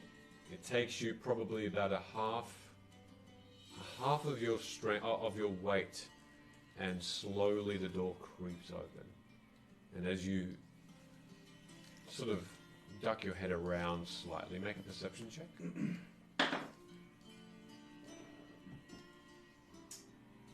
12. Okay. Looking in, you see three things immediately before you. The first, the forge. The coals deadened, all black. They're not, and may not have been lit in some time. You have that smell of coal that has been just sitting there for some time, some days. The next thing you notice, the side and above, what looks to be small wires that are that are hanging from them, pieces of armor, chainmail, scale mail, leather, also some animal hide as well that make up the front armor and pants. You see a particularly beautiful red dragon chest piece, dragon scale chest piece, with very shiny overlapping dragon scales. It's like a chain shirt, so it only the arm only goes up to probably halfway down the forearm, looking quite heavy, but it looks to be inlaid with green emerald as well. There's stark contrast between the emerald chains are going around the neckline and the middle are quite stark and gorgeous. And beside that, hanging and inside a piece of armor that he himself may have made, Menides. The legs, not there. Slowly, blood dripping from two enormous wounds where the legs should be. His head sort of tilted weirdly to one side, eyes slightly open, this death gaze looking at the doorway and towards you. The arms sort of flopped to either side. I can't open the door, can I? It's still locked, or is it? No, it's slightly ajar, so that's why you see inside in those few things. Can I open the door further from here? Yeah, you slowly. Mostly ajar, but slightly ajar. Yeah, a little bit. So I No, open the door, Yeah. and I'm not too phased with the armor at the moment, but I head over to Menides and see if I can unhook him. Or Looking up, he's unusually he's in an unusual spot where you can grab his body, but his actual form is quite heavy. Just make a strength check if you're trying to unhook him. I'll give him a hand with that if you want to roll advantage. Yeah, do so. While he's giving me a hand, is there any plant life in the room? Plant life. Make an investigation check. What'd you roll? 18. 18? Yeah, with Thorum's help, you both managed to lift the armor and the remains of Menides off, and you both have him limp in your arms. Is there a table nearby I can place him on? Yeah, there is. There's a very large square table that looks to have bits of metal that have been what do you call it? Filings. Yeah. Metal filings. Yes. And he's missing both of his legs. Yeah. Oof. Gross. Can I check his pulse to see if he's actually sort of Make a medicine check. I was going to say, I can't stand for this. Wow. Wow. What'd you roll for your investigation? That's bad D&D karma now, isn't it? Yeah. What'd you roll, Buff? I rolled a 17 plus 3, 20. 20 for investigation. Looking around, there doesn't seem to appear a plant. No, it seems as though Menides wasn't one to keep nice-looking pleasantries around. You see lots of tools, a lot of them quite new and very well made for forging. You see the bellows. You see what looks to be just a simple bed behind a curtain that he may have slept in at some point. Any fungi? No. Alright, so check. What did you roll for your medicine? It was 16 plus 1 is 17. 17. Putting your fingers on his neck and on his wrist, there's no pulse. It's quite cold and clammy to the touch his skin. So he's quite dead. Is there such thing as a little bit dead? For your best guess, he was left hanging there to bleed out. I do drop my head in that same motion. Is there a puddle on the ground? Yes, Is it a big puddle? it's quite large. No buckets? That is just brutal. I hang my head and I am actually quite... Facial expressions, I am actually quite upset about this. Close his eyes and... His mouth. Oh, is his mouth open? No, it's closed. And... As you sort of moved him away, he sort of... That momentum closed it. I was like, Rook, are you okay, my friend? His death may have been partially my fault. No, it's not your fault. You thought you were sending him to safety. He, dabbled with danger, didn't he? No. Then it's your... No. I can't say that. I It's didn't know fate. entities that well, but if there's any solace here to be had, he may be with his family who were also murdered by bystanders. Ah, yes, they found peace with her in the afterlife. If there's such a thing. I don't know. This world is a funny place. Perhaps his spirit aided us when we fought by Saudi. Perhaps. Either way, you look very sad and upset. How late were we, do you think? Can I tell with that medicine check? With the medicine check, you'd imagine it's probably been maybe with the cold that he is, maybe about a day and a half. Perhaps a day and a half. Hang on. How does that? Yeah. Okay. So we thought by Saudi after. Mm-hmm. He would have been with Osa and Bysally for some time. Which begs me to ask some questions of Frizo when we see him next. Is there anything we can do here? Well, I look and do I assume that the coat of armor is the one that he's made for me? Though he's dead, he won't have any use for the equipment that's here. And he has commissioned the set of armor, which I am going to take. Yeah, and we paid him half. You might as well I didn't pay wear. him anything. Oh. You might as well wear his finest work. And Even the couch goblin finds that brutal. You might as well in honor. Yes, we may as well honor him by seeing what else is in this house as well. and before I go and check out the armor, Thorum, do you know any last rites for a dwarf? Yes. Sleep in the light of Ado. Even though Ado hates dwarves, and so do I. That's all I say. That is horrible. No, it's the way. It's our way. Can I pull him out of the suit of armor? Yeah, you slowly move his. It's quite easy actually because he's not resisting. You take him out of the scale mail that he has been put into.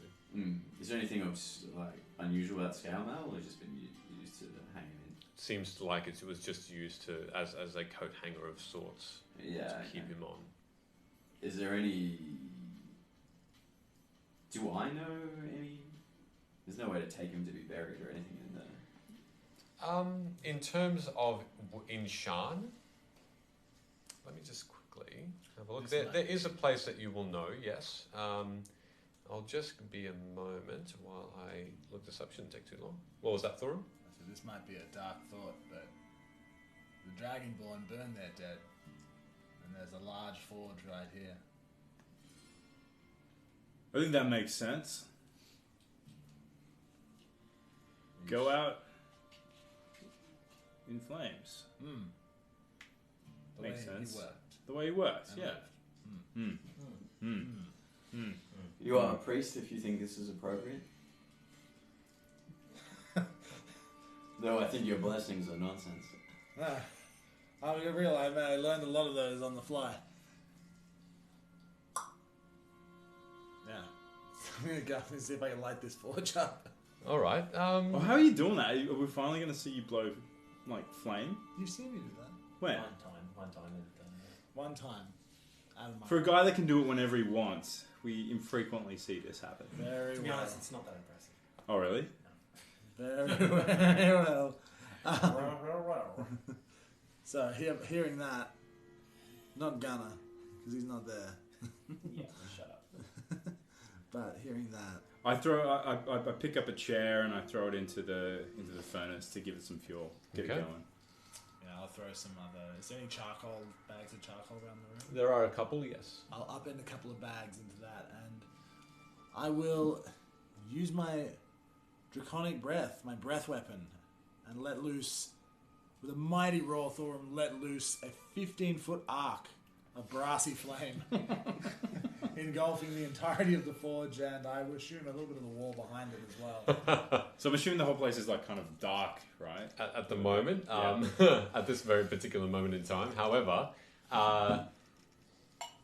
Thorum, you can control, if you would like, the severity of your breath, or you can make it a 15-foot arc. What would you like? Can to I do? do it just enough to singe the surroundings of the forge?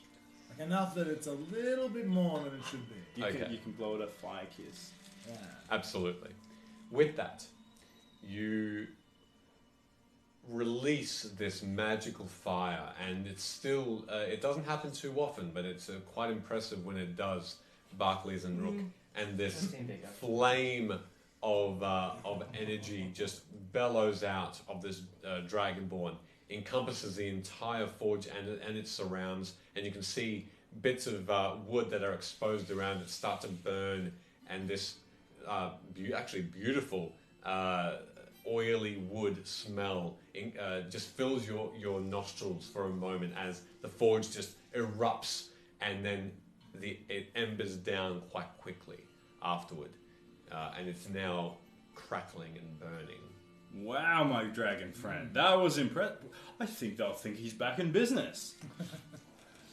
Quick, let's put his body in. Alright, throw him in. Before you do that, can I make an investigation check or perception check? Is there anything in the room? Because I knew from previous conversation he was abandoned by somebody for some reason. I don't know why. Is there anything that's in this household that would be... Investigation.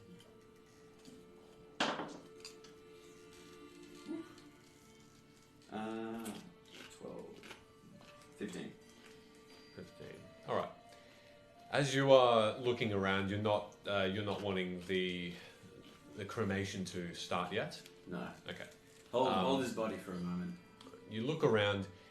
You take your time and you spend a couple of minutes just being very thorough and looking around the room. His bedroom. Underneath the mattress, quite an easy place to put it, but one that is well hidden. You find a piece of parchment. Within it, there is a list, and the list has on it excuse me, names, and these names are, some of them are crossed off, others are not. It has Bicelu, her name is not crossed off. It has Segival, his name is crossed off. It has another 5 names beneath it. Ulian, name is crossed off. And another 3 after that. And not crossed off. And you see a little note beneath it, and it says, I have talked to and have discussed with the Boromar clan and House Tarkanan, a house in which I am a member. And they have agreed that the Venerables are to be disposed.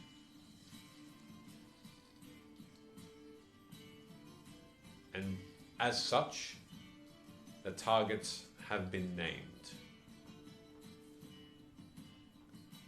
And we seek them for death. And it is signed Menides.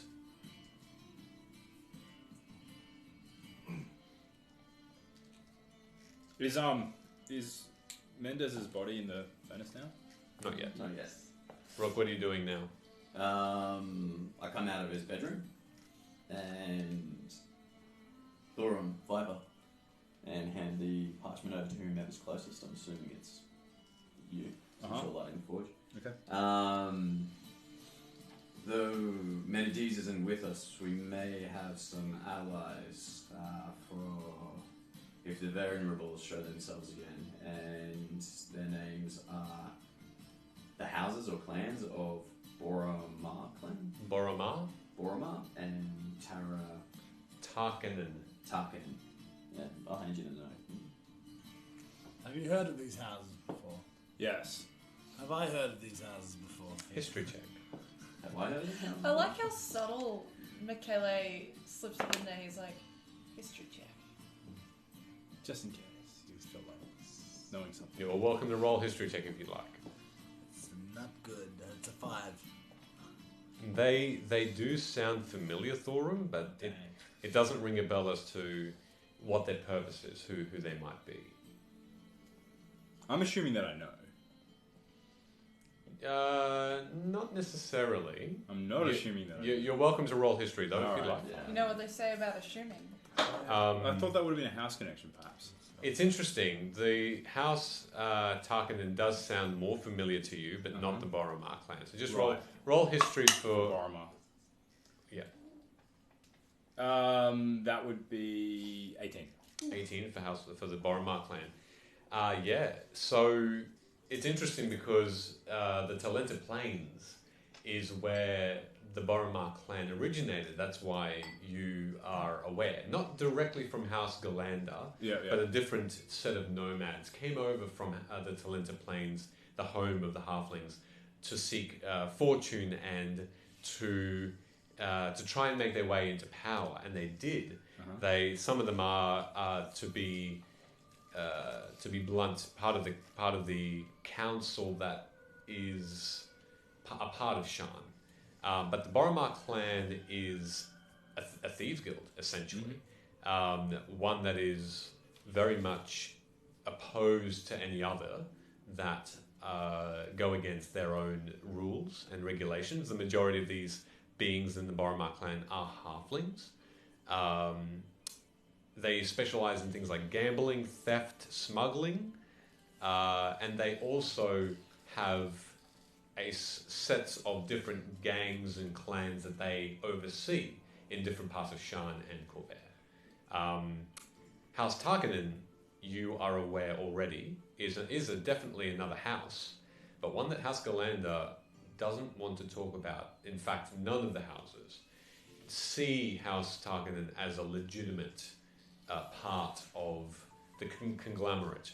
Although they have their own dragon marks, House Tarkanen is an elite force of thieves and assassins. Assassins most of the time. And so they just use their skill for the highest bidder. I might be aware of them also because Barclays also went to the College of Swords, and a lot of the students there go on to that type of absolutely occupation. Correct. Can I relay what I know to... Yeah. So House Tarkanen is the little house that couldn't. But watch your back. And that's also the same as to what I can say about House... Well, not House. What would you call the Boromir? It's clan. Clan Boromir. They might know a little bit more about your dart. Clan Boromir. Have we not had dealings with them in Rogue before? The little half-elf that we met in the chapel that was destroyed? The name does ring a bell to you, and you may have talked once to a contact for the house. Yes. Good memory.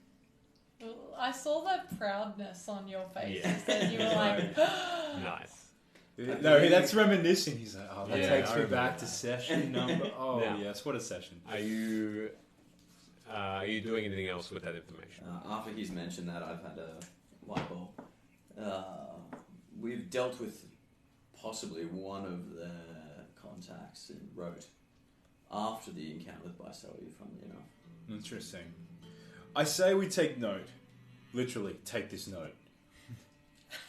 And when we convene together, we should share this with our companions, right? I believe so, yes. So, what do you say? Our friend here is festering right now. I shall give him a farewell on behalf of the house. And I pull out little travel cups, about 4 of them, and another bottle of fresh.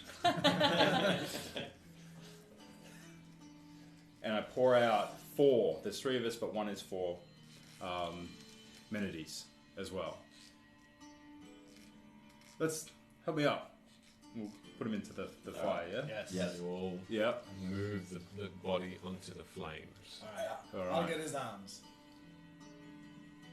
We don't have to do a skills check or anything to put this body in the flame. As you slowly and gently put the body of Menides onto the coals, you can see that the flames are starting to lick around the clothing that he wears, and the skin starts to go black and burn.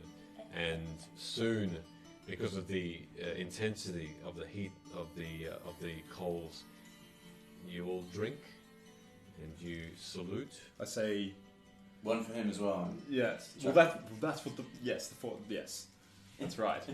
So to Ben's friend Menides. Ben? No, Rook's. To Rook's friend Menides and also our ally. Salute. Would you like to pour out the last one for him? And, yeah, grab a cup and then just splash it What onto are you the doing? Think of a strong word than splash. So you douse Menides with the drink, Mm. and you salute him. And as you think about perhaps a potential friend not saved, and moving back to Gunnar, Amara, and Osei continues to hand out a couple more pieces of parchment to yourself, Gunnar, and yourself, Amara, and say, from what it looks like, we've yet to come across something for you two, but I think these will shed a little bit more light. And as you start to scan the pieces of parchment, perhaps pertaining to you, we're going to have a break, a short 10-minute break. I remembered! So we're going to take 10 minutes to. I know, how ridiculous is that? We're already. So we're at 8:30. 8 we'll say. So we'll come back at about 8:48, and we will finish off. Haha, I'll call people in. It's fun. Welcome back. We're back. How are your ice creams? Cold headache. Did you just eat the whole Did you just eat your ice cream really quick? We said we're back on the stream. Are you Everyone's okay? well- Is it a brain freeze? You get brain freeze? Mhm. Amazing. That's me done Nice. tonight. Oh, Barclays is gone. You don't use your brain when you play a character anyway. What do I use? What do I use? Okay, let's go. What are you doing? What do I use, Rook? What are you doing? What do we read? Well, The 6-inch wit. so bringing it back in for the final hour or so of our stream. Osei hands you your particular pieces of parchment, and yours, Gunnar. As you open it up, it's in a very weird-looking writing. It's one of extreme neatness, It's been a really weird writing. as though she took great care in this particular one, whereas others that were a bit more scribble, a bit more running writing, as though she was hurrying through her thoughts. This one says, I have felt pain, fear, for the first time. He came to me without sound nor sight, and I trembled. This man, simple in appearance, but behind kind eyes, a power, evil beyond thought. And I believed no one to be my equal. This person called himself Obra. But he did not destroy me, however. He was simply looking for someone. A small boy, he described him. A key. A tool. I promised I would look. He said he'd be watching. I have no doubt. Then,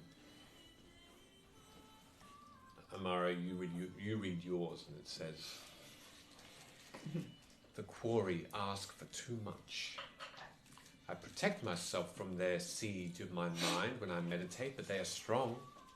Why must they insist on testing their strength? I understand it. They mean to take over me. We will not work together, be allies. It is impossible for them to fathom this. But it is this Amara they are after. This name I know not, but my men are scouting. They are putting their enemies' temples to flame, driving her out, killing their folk. Not subtle enough for me. They can learn a thing or two for the drow. They are patient, however, and intelligent. I must be cautious. Osei then reads from a piece of parchment and says, she says, it is not perfect, this concoction, but it will be more than a distraction for these short dwarves. Too long they have infiltrated my kind. Too long they dig and scour for treasures that belong to us. It is the ultimatum to these folk that we have been waiting for. Countless dead for the endeavour, the Red Death. These creatures, their headless bodies living between life and death, harmless, defenceless. She says here, we will take the affected ones out to sea and leave them. The prison will be a fine place to test the final product. None can stop us, the sisters of the Red Death. Long may she reign.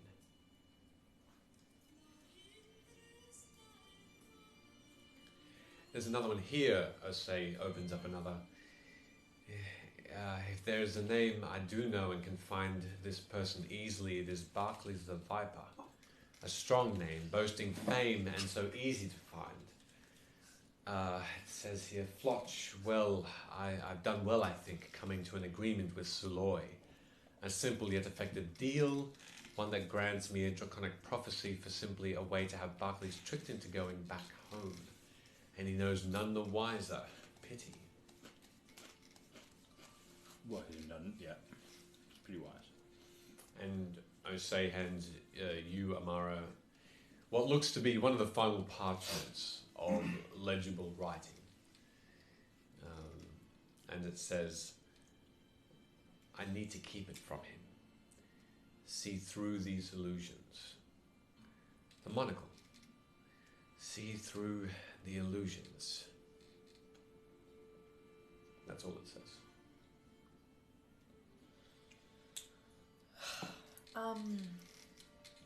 I'm gonna put mine down in front of Osei and Gunnar, the one addressed to me, because I would have read that to myself.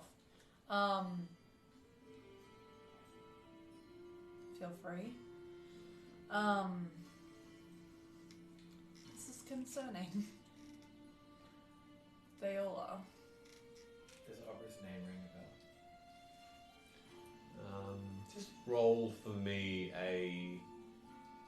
just the percentile dice, if that's okay. So just both d10s and just give me the result.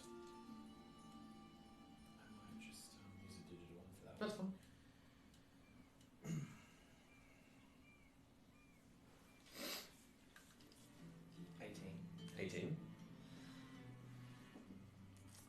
Doesn't seem to glimmer any sort of information to know.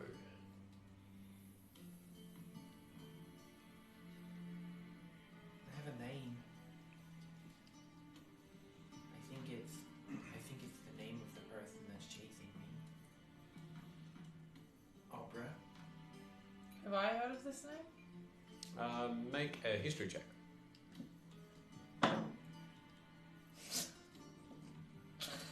5. 5? Yes, you know exactly who it is. It's your dad. Connections. It doesn't ring a bell. Do know who it is, I'll say? I'm afraid I don't. That name does not hold any recollections for me. As that would mean, however, that he's not someone famous, noble, king, queen, a prince. He's no one of note. Perhaps, if this seems to be something that is meant for you, perhaps something that this person is seeking you out, I would best avoid it, because it looks like it is in by Seleu's hand that it is written. I'd simply try and not let this come to pass, perhaps. For whatever she is helping with, or was helping with, we possibly do not want this to come to pass.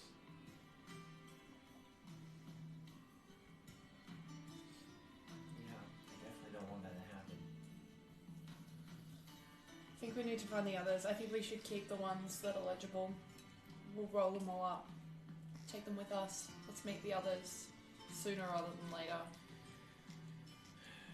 Okay. Did I, in between, I know we were doing a lot of reading, did I get any chance to write any stuff in my book? Absolutely. Yeah. So, how many hours, do you remember how many hours I had left? Because it's 2 hours per level. Correct. So it was 4 hours in total for this particular spell. You're 8. 8 hours. Sorry. Okay. You're probably about 2.5 hours out from finishing it. Okay. Just note that down. Yep. So, Michele then slowly gets up from the floor which she was sitting on, sort of stretches slightly. You can see that she sort of moves her hands back and forth. Well,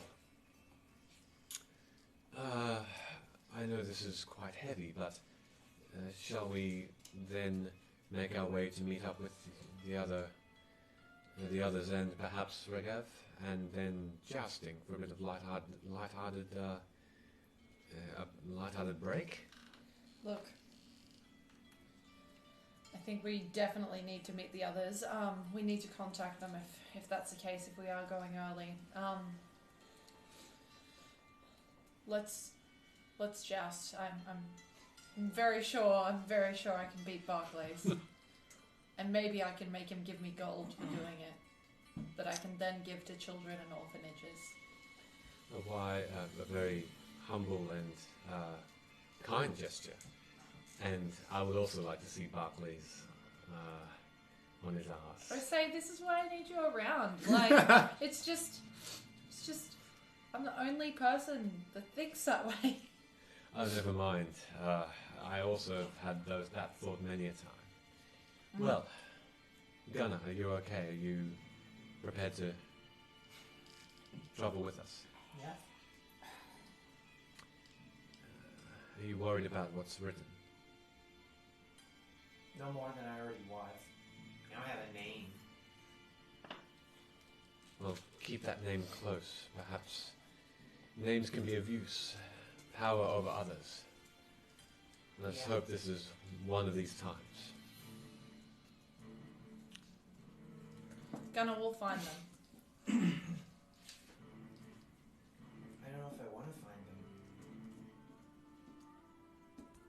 If we find them, we can end it. Jose was scared of him. No, Jose.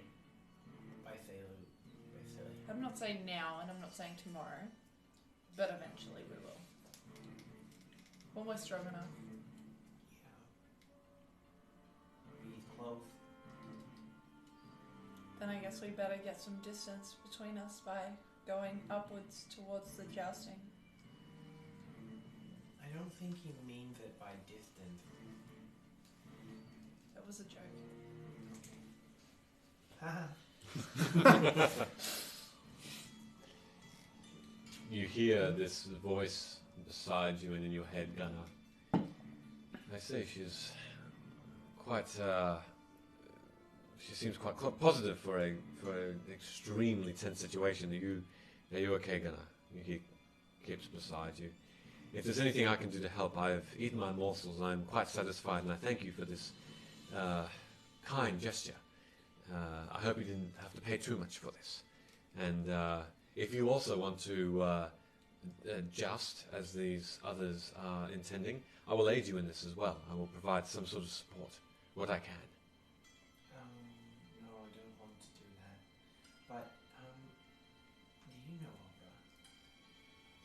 Opera? As you say that name, you particularly at him, he, with a very fluid, smooth, quick gesture, goes into your neckline of your top and disappears, and you feel him sort of go tuck away just under your breast in your shirt.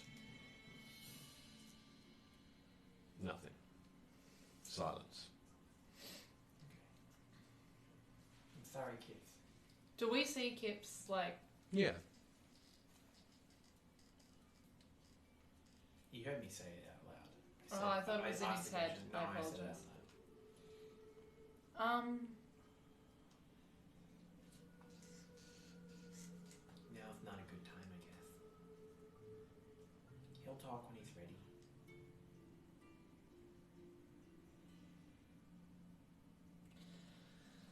Did Barclays give us our money? Yeah, Okay. Was it 1,200? 18. 1,800? Was it just all gold? Just straight gold? Platinum. Gold. Was it 800 platinum? I can't remember. It was Yeah, gold. that wasn't a definition. It was gold. It was DM's 9,000 like, gold. I'm not going coins, to stand for wasn't any of this. Inside that chest was gold, yes. Yes. It was not platinum. Absolutely cheap. Gonna... He wasn't that well funded. Nothing about this journey so far has been easy. Yeah. And it's been stressful, and it's been concerning, and it's been upsetting, and It's almost like there's like some weird god that's watching us all the time and is making us suffer. I don't know about your god, but my god is called Ilyana, and she's quite I lovely. don't have a god. Maybe you can have mine one day. But I will say that this is the first time since we started traveling that I do feel like we can just take a tiny little breath in and back out and not worry about the next step, at least for one day. I know more than anything that these things, we all have our shit. Sorry for swearing in front of you, but we all have our shit that we need to deal with. It's okay. And Goes I from just want to have one day where we don't have to worry about it, no matter how pressing. Is that okay? I'm not. Yeah, that's fine. No, I just want to make sure you're comfortable with it. Yeah. Yeah, that's fine. What about you? Is it okay, Osei? She sort of shakes her head a little bit. I feel like I should change my name. Don't, please. No, I quite like it, I actually. get a lot of joy out of the men not knowing how to pronounce your name next to other words. Yes, 4 letters. Men, however, right? Men. Now, I, for one, am in agreement. I think you should, like I said earlier, you should take some time to rest, perhaps more than a day, and explore Shan, learn what you can while you're here. Because it has plentiful opportunity, and perhaps skills that you might learn may aid you in the coming fight and other challenges that you have in front of you. Will you be jousting with us? I will merely be an observer. For now, perhaps if I find a steed that I take a liking to, You don't want to joust against Barclays too? I'll see how he goes. If he's as skilled as I feel like he might be, naturally, then I might bow out. I'm not one really for riding horses or other beasts of burden. Certainly not flying. I'm going to say, in her mind, however, if you could psych him out and make him think I'm better than him, that would be awesome. In your mind, back, she says, consider it done. Let's go. Let's joust. I say that out loud to everyone in the room. I could do that too if you wanted You didn't hear that. to. Oh, was it all in It your was head? all in. Oh. Yeah. That sentence was in the head. So, The singular head. led by Osei, you take a similar route and you head out of the inn. And for brevity, we'll say that you have entered Lower Jura, where you see a similar scene. It is still early afternoon, and you've just come up the stairs, and you see in front of you the ramshackle, packed houses, buildings, shops, towers above you, and then even further beyond your destination. The tower, or the stadium of aerial jousting, specifically called the Hollow Tower. So, Wait, where is it? it is in 2 seconds while I quickly double check this. Yes, it's in Middle Jura, so just one level above you, but in Harith's Folly, a particular district in Middle Jura, where there is a tower, a vertical tower that houses the competition. And Ragab is on Upper Jura. Correct. Didn't we say we were going to talk to Ragab first? We did. Maybe we can just invite him. Invite Yeah. him to come jousting. Yeah, we could do that, but... You mean you want me to send a message, don't you? Maybe. I'll do it. Now, can he respond with this message? Okay. Go for it. What time is it? Probably about 1:30 Oh. in the afternoon. Hey, Amara. Should we maybe, find out what time it starts first? We could. Yeah, because I need to tell him what time to come here, so, you know. He would know, wouldn't he, living here? Well, I don't know. What if I say, hey, come meet us here, and then, we go inside and it doesn't start for, another 6 hours? I don't know. Why don't you say to him, hey, we're gonna go jousting. You should meet us there when it starts. Also, if you happen to know what time that is, that would be good. Or we could just find out and tell him what time to meet us here. Yeah, did we know what time it starts? Who's around right now? As far as you're aware, you can practice. You can actually do the practicing side of things all day, every day. Competitions occur on a daily basis, but you don't know when. Is there anyone around? Yeah, there are a few traders, a few merchants around you that are passing by, trying to get down into the cogs and back up past you. I'd like to stop anyone that looks like they work around here, I guess. Mm-hmm. The first person. And I'd like to say, hi, excuse me, can I ask you a question?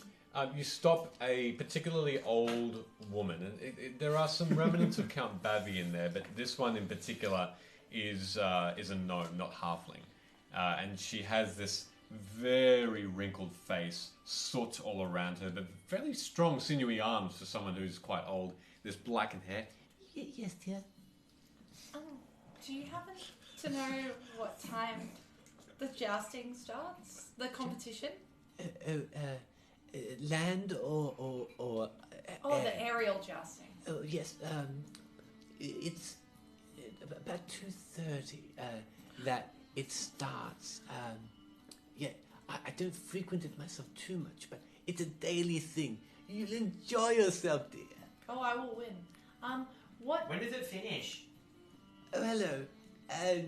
Well, it can go into the night if there are things that are that people die, but as well, it depends on the competitors and how many join on the particular day. Do we have to register? Well, if you put your names down, dear, you can just enter. There is a fee to enter the competition, but there is quite a prize at the end. Okay. Depending on which stadium you go to. Okay. Also, what do you trade in? Oh, I'm a blacksmith. Ah. How long have you been a blacksmith? Oh, it's been a good 120 odd years. Wow, you don't look a day over 80. Oh, aren't you kind, dear? Unfortunately, that won't help you with discounts. Oh, I don't want a discount. I can't wear armor anyway. Oh, no, I specialize in weapons, actually. Oh, I don't really use weapons. Oh, well, that's very good. I like someone who keeps the peace as well. No, I just punch things. That... Here, have a gold piece. Thank you. I appreciate it. Was there anything else? I must get back to my No, forge. thank you for your Can time. I ask you a question? Yes. Okay, goodbye. These two daggers, and I'll pull out the crystal and the obsidian dagger. Do you know who could make these? That black one. And he just rubs her eyes a bit. May I? Yeah, okay. Okay, thank you. Yeah, well, this particular one, it's quite nice. I make some of these. Did you make that one? Huh? Did you make that one? No, dear. Mine a bit more straight and narrow. That's my style.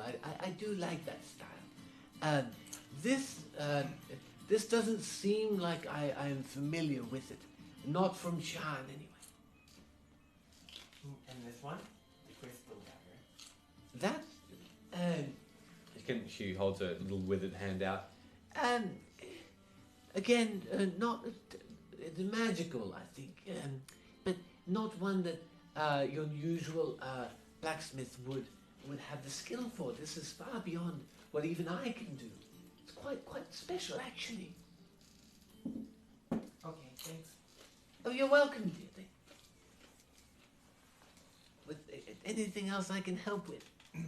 What's your name? I'm Gunnar. Nora.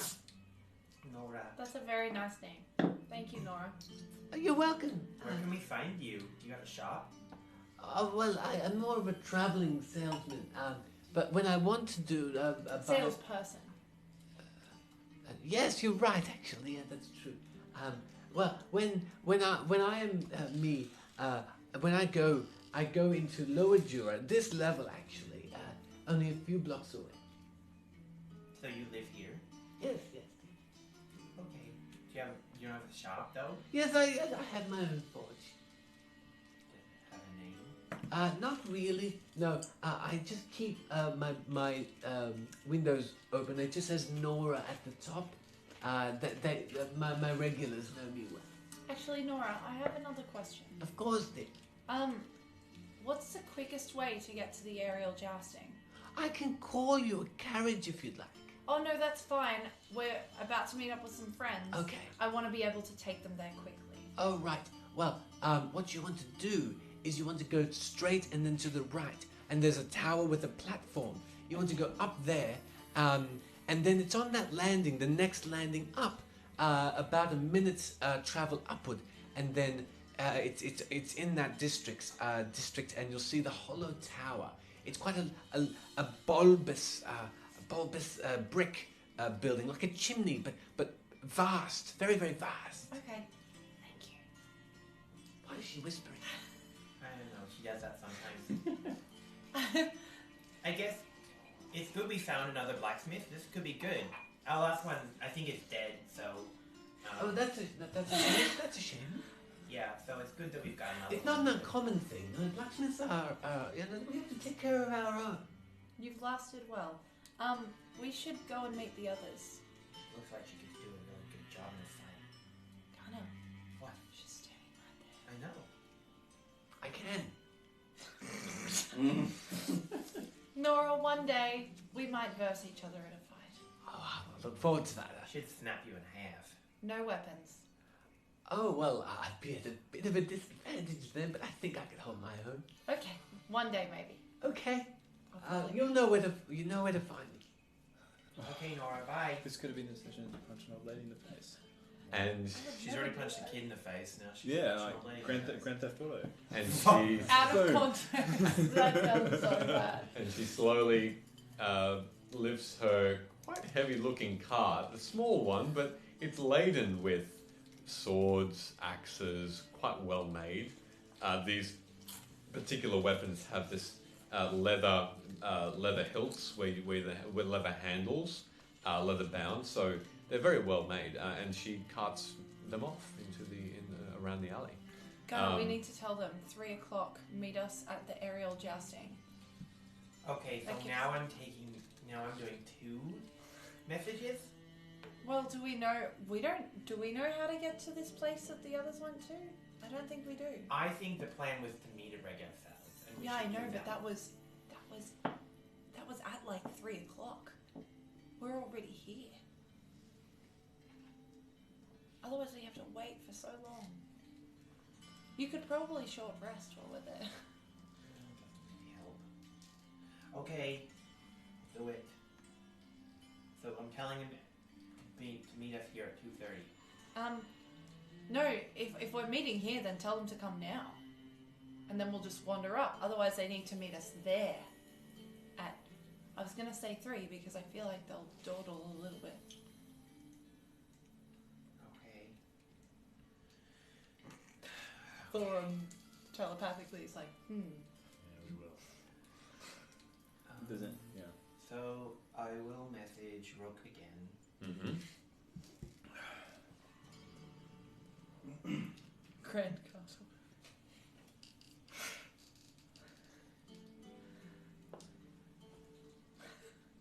Hey, it's me. You should come now to the jousting. It starts really soon.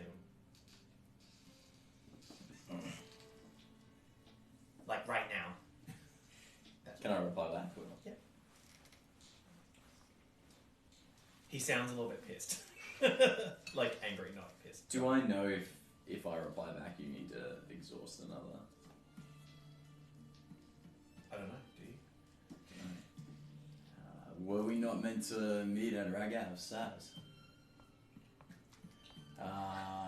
We can bypass and head towards the jousting. If this is what you wish, we'll see you there soon. I'll inform the others that we will not go to Ragav's. He's coming. Is anyone coming? Alright, now I'm gonna cast a 4th level spell. Oh, no. You sat on Ragav. Oh. No, actually not me. That's weird.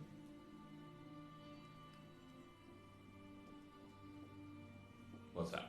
It doesn't show up as a spell I can cast At a higher level. Yeah. I'll let you do it if you want to use it. Yeah, okay. That's fine. Hey Greg. Greg. Hey Greg. It's Gunnar. I know I said to come to dinner, but we decided to go and do jousting. Can you come meet us here? Love, Gunnar. A response immediately. Oh, that's fine. That's really okay. Which jousting? Was it the one that is at Tavik's Landing Lower, or was it the one that's the aerial at the Hollow Tower? Bum, bum. I don't hear it, so I don't know. Just looking down on the ground, what does Gunnar see nearby? It's a rock. That's about it. Rubble. You just see this like small rock like float towards Gunnar. He grabs it. Throws it on the ground. Can I try and catch it?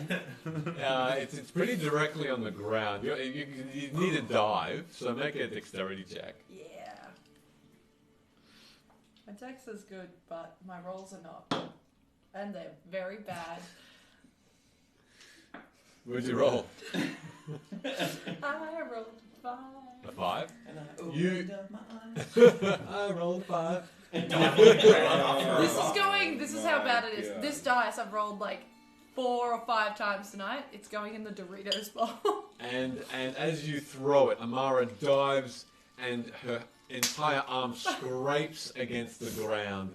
You see a bit of skin flaying, and your head just snaps backward as you definitely don't catch it. You only take 1 point of damage, but you are pretty sore. So, I meant to do that, and all I was trying to do, Gunnar, is rough myself up a little bit. So I don't that care. I looked scary, so that when I joust I don't care. against Barclay, I don't care. I look scary. I don't care. It's me again. It's on the one down below. I don't know what it's called. What? Please meet us here. you do it. You did know it was called Hollow's Tower. You can mention that in this particular. It's called Hollow's Tower, I think. Oh, that one. That's the aerial one. I'll be right there. You said down below. Why'd you say down below? I don't know. It's below him. I panicked. A panic message. Gunnar, are you okay?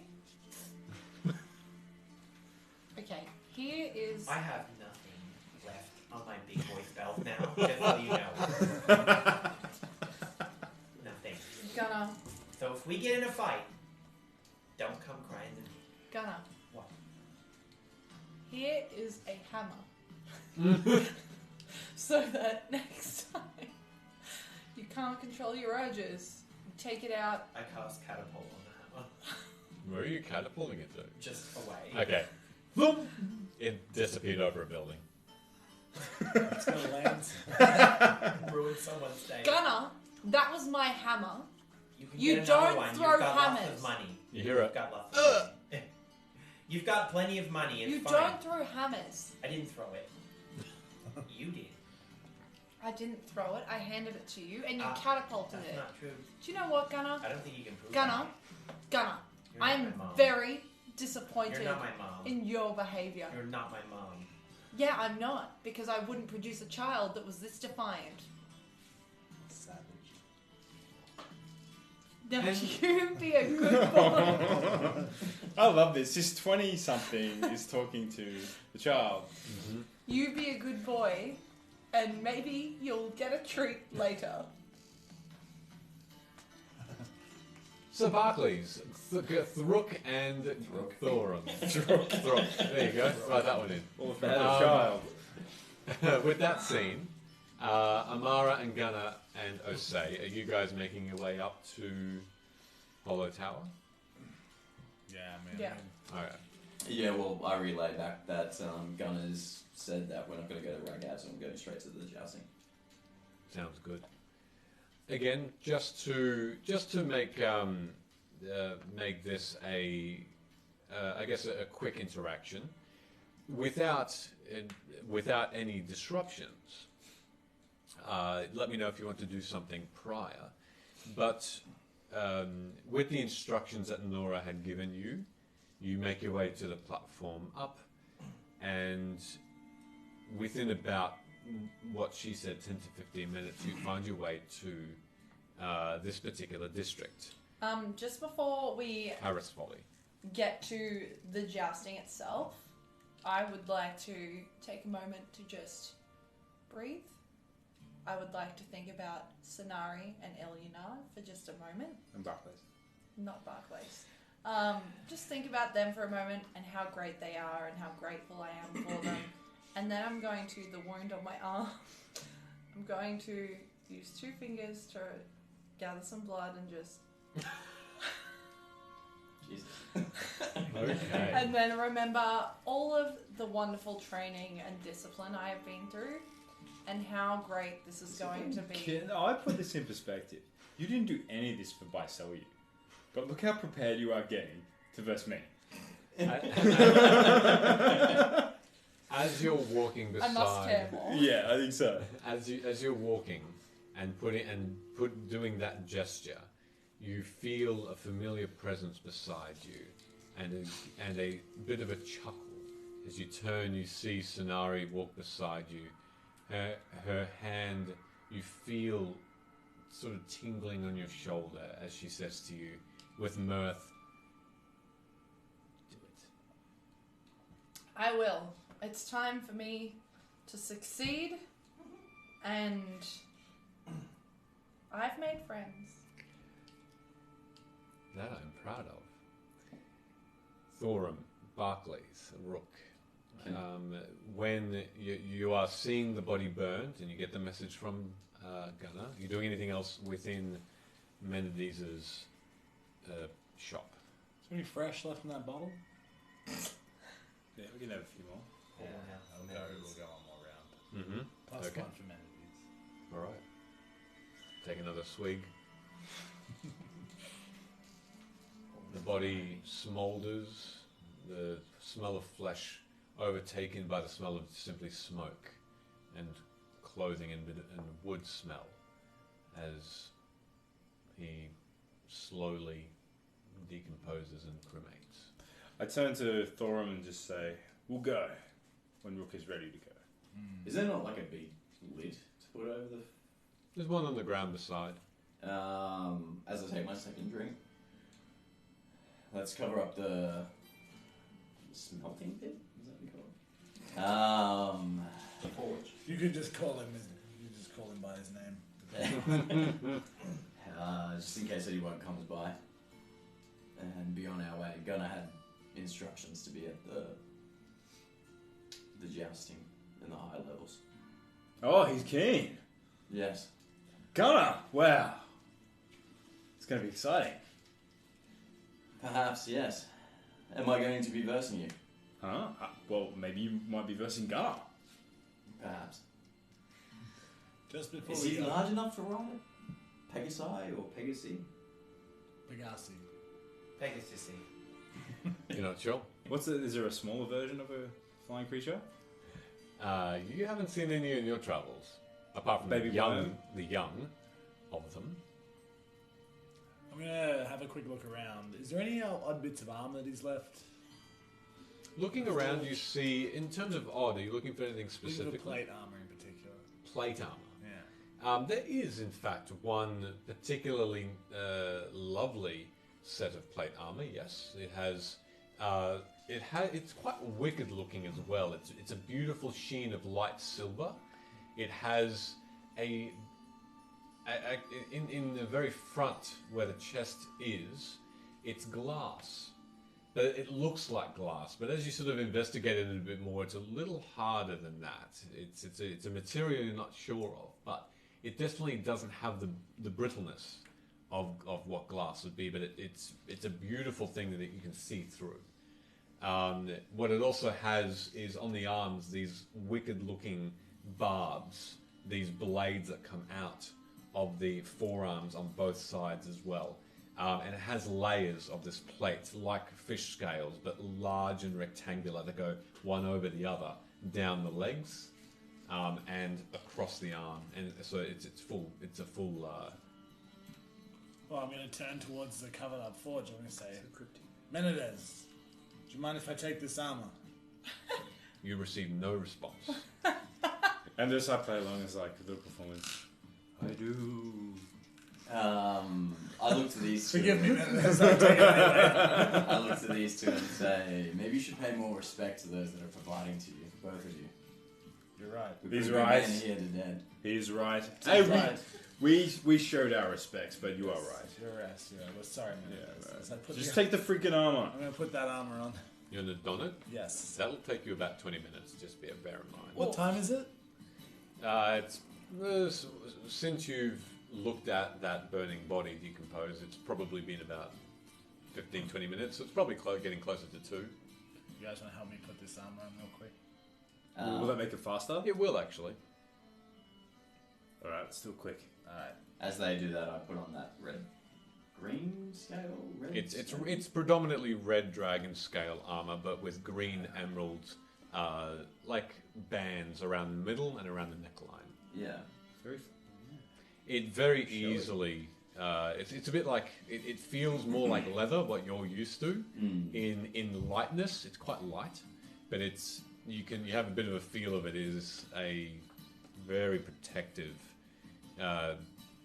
quite a little bit glowy. It glows a little bit as well. You're not sure why, but it's an unusual thing. It's not just because of the whatever reflection has occurred with the coal. There's something more to it. I'm pulling it around the neck and just get a feel for it. Fits quite nicely. Put my cloak back on. It's like it was made for you. Remember to type this into your item list, please. Yes, please. Yeah. Just quickly, I apologise in advance for interrupting the flow. That's of fine. This, Go but for it. I just want to shout someone out that's in the chat. Please do. Their name is Matt Wonderful, and it is someone that we know quite well and has as many dad jokes as you. Is that right? And I'm just waiting to see who they think is going to win the joust. Interesting. But thank you for sending the photo like I asked you to. Thank you so much for joining us. Other Matt in there as well. Appreciate it. Yes. He just left. He just left. Oh, did he? Bye. Thank you also for joining us, both Matts. All right, so as you don both pieces of armor, is there anything else you'd like to do before you head out? No. How should I treat that? Just as plate armor? For now. All right. And sorry, you were going to give me some stats for. For now, just make it studded leather armor stats, but just remember to type in you've got the red dragon scale. So just use those stats for now. Okay. With that, you put the lid onto the forge and you bid Menades a final goodbye. As you exit his blacksmith and you head up to the same direction. Oops. There we go. The same direction which you have been told towards Hollow Tower. As you make your way around and up the platform again, you find each other after about 15-20 minutes, both in front of this large, very large plaza with a beautiful fountain in the middle of it. One that is a 5 or 6 tiered cement looking masterpiece where there are statues of angels and what look to be creatures of 4 legs like basilisks, and they are fighting each other, but out of these mouths of these statues run beautiful crystal-like water as a spear drives into this basilisk creature's body. And there are plenty of people in this area. Some of them are actually moving towards what looks to be an enormous stadium of brick that is stories high, about 16 or 17 stories high. The biggest building you've seen that's not a tower yet in Shan. Within, you hear the sounds of cheering, and also sounds of booing, and also all sorts of ruckus. And you see this large, enormous door that is open, and a huge desk on the other side of this plaza, mind you, just within this stadium it's like a circular, it's more of an oval-shaped stadium of this yellow, orange brick. Sorry, yes, brick. And just within the doorway, there's this large desk, and there's this one quite green-skinned half-orc figure, muscular, but very well dressed, that's directing people. to certain areas within the stadium proper. And you all make your way towards the middle of the fountain. You all find each other. Is there anything you're doing as you see each other once again? I'm gonna like look at Barclays and just go, You've got something on your face. yeah, it's blood. What's it doing on your face? I put it there. She fell over on the ground. No, I didn't. Well, no, you threw yourself on the ground, actually. I defended the ground from a stone. Thank you very much. Look, if you want to wear face blood, you can wear face blood. That's fine. Thank you. I say to Gunnar, thank you for your information before. Our friend Menades has met his demise. I thought so. Actually, while we have you, which we always do, but now we're all together again, there were quite a few different things that Osei, myself, and Gunnar were able to read from Baiselu's notes, and Didn't you want to do this later? we'll do it later because I'm gonna kick Barclay's ass in jousting. But You may have me to contend with first. And look, he's got some new clothes. I'm not planning on jousting all of you. But what do you think of his new clothes? They're nice. Thank you. Look over here. He's got new clothes too. Yes, I too have nice clothes. That's nice. Yes, it is. Heavy armor. Okay, I don't wear armor. Anyway, we'll go through this a little bit later, but it is quite important. Barclays, your name was on one as well. Yeah, okay. We've all been mentioned a few times. Yeah, I know, but these just felt oddly personal. Oh yeah. Gunnar, Was she thinking about me? maybe? I don't know. Why? Why I are you didn't think looking I had at me I like didn't that? have a connection with her. Okay, well maybe she had a connection with you. Oh. Anyway, Gunnar specifically had something quite troubling.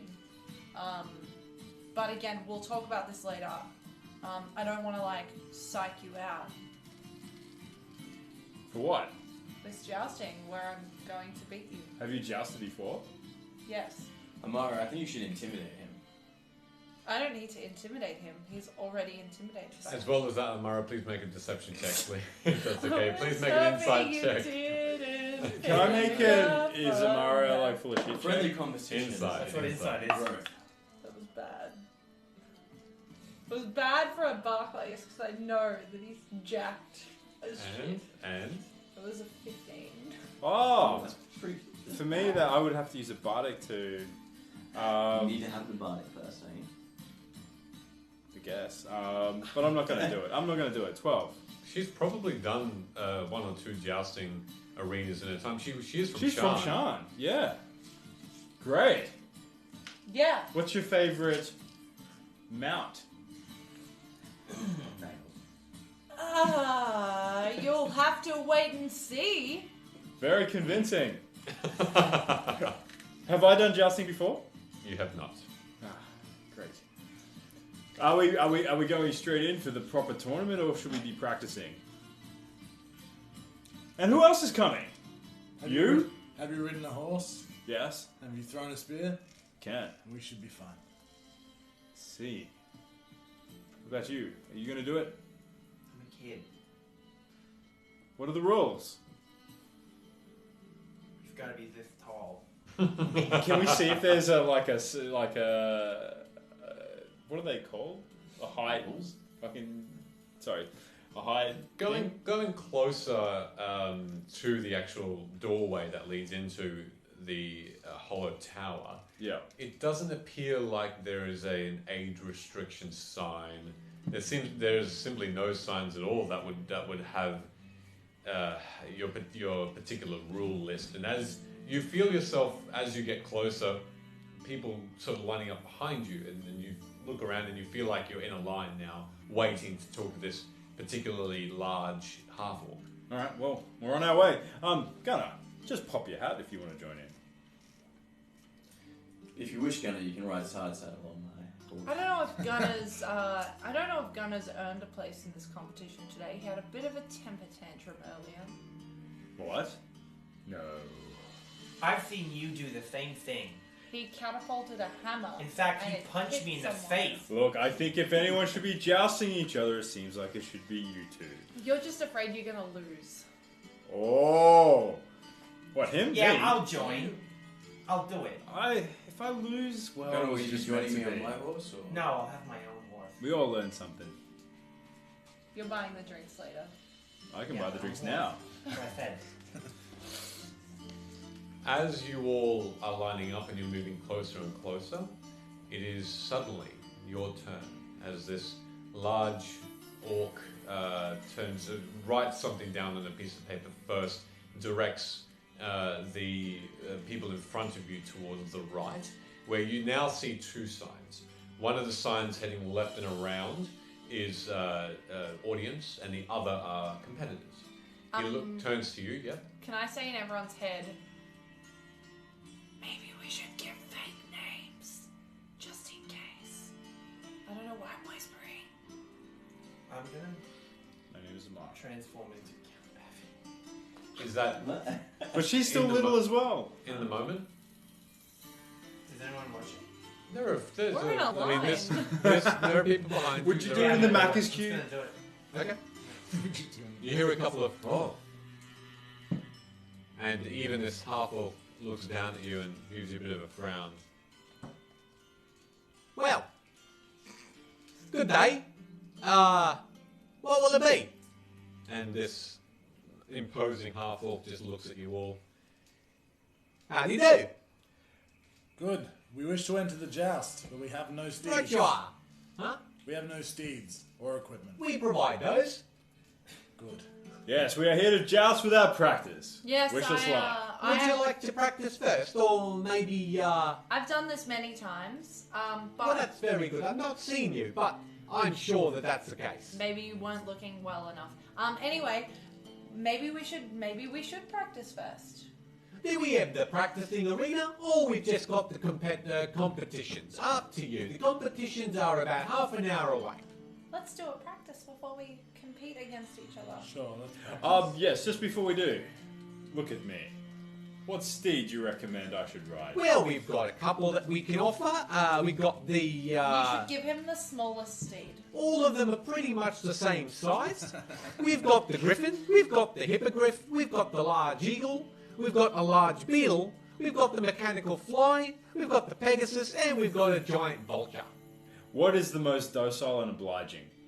The most docile I'd probably say is going to be the mechanical fly because it doesn't have any feelings. I want to Lacks the finesse and Well then, Dragonborn, you can have the vulture.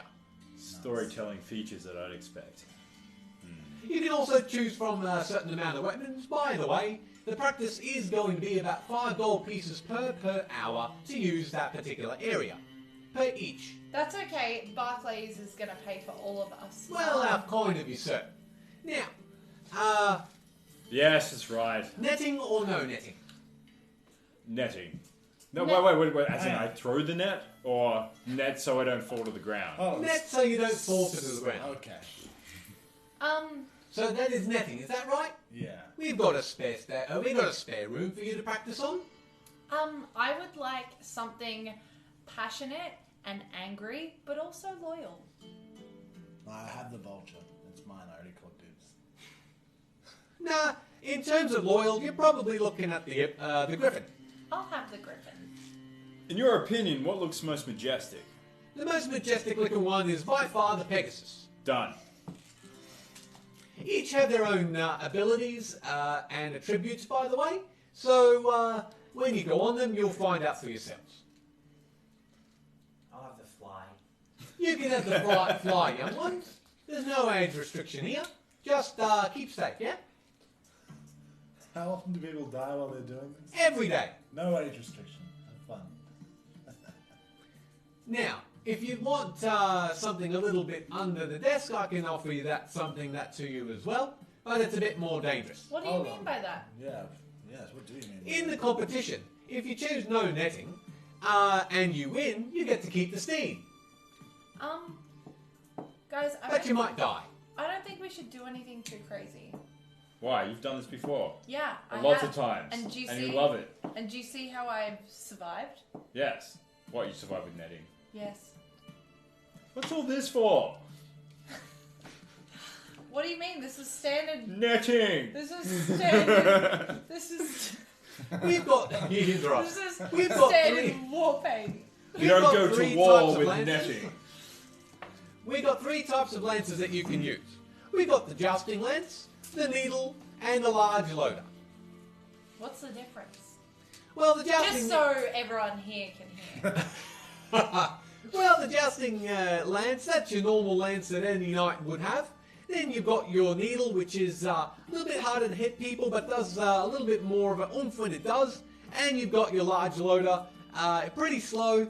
The opposition can probably have the first shot, but if you don't get knocked off your steed, it's an automatic knock off the steed.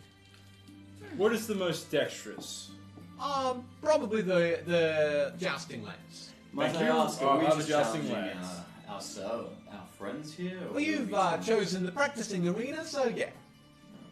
What about the competition?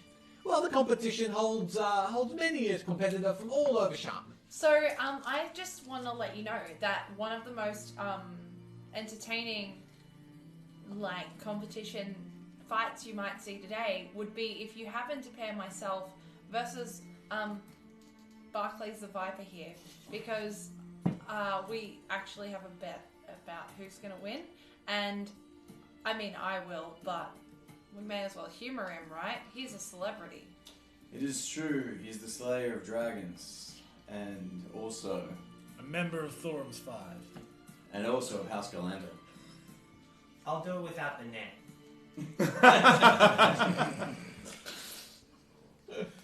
And those are some pretty fine titles that you've got there, fellas. Well, I'm a lady, actually. So is she, and I gestured to Ose. I say just behind, her arms folded, looking on in a bit of mirth. Well, be that as it may, that's what I'm calling you. This is my stadium, Gimid, by the way, and you'll be down the competitor's side, to the right and then to the left, and you're the second door. And the steeds will be ready for you as you enter. There are some stable boys there, and enjoy yourselves. Thank you. 5 gold pieces each now. Sweet. I hand Oh, over God. 5 gold. I thought you were paying for me, Barclays. Yes, I already Barclays, have. what are you Yes, saying to Barclays. us? So hanging on Look, to my look gold. at his hand. And in your hand, you see 25 gold pieces. What about Ose? She what? What's that? She's watching. I am just going to observe. Disappointed? Yeah. No need to pay if you're just an observer. I like seeing you pay for things. I thought you wanted to see Osei joust. Alright, so you're taking 25 gold off your total cost. Reluctantly, Thanks, yes. Barkley. Welcome. Hey, thanks, Barclays. Welcome. And you all head in. Yes. You follow the path that was directed by Gimid, and you Is make it your with way. a B or a D? B for beta. Thank you. Bravo. Just want to not make it onto that list. That's alright. So you make your way around slowly. You see to the left and the right of you doors. There's a stairway leading upward that looks like it's 2 different levels of this vast building. And you see behind you, down the competitor's path, some other people that are either practicing or going to the competition that's coming up. You hear above you the loud roars get louder, but then you turn towards the left and head into that second door that was assigned. And within it, you see a much smaller room with a very large, tall ceiling. Very, very tall. It's probably about more than 150 feet up. The netting is white and made of a sailor's material, and it covers the entire floor, where the floor itself is probably about 100 feet wide in a square. Beside you to your right, you see the creatures in which you are going to be practicing. The griffin, hippogriff, large eagle, a beetle, quite large as well, a fly made of metal and other contraptions, a beautiful winged horse of white, a pegasus, and a vulture, all larger than life, all tied and being very well cared for by a number of stable people. And to the immediate right of that, you see a collection of weapons. Apart from the lances that were given as... No, that's fine. No, that's all good.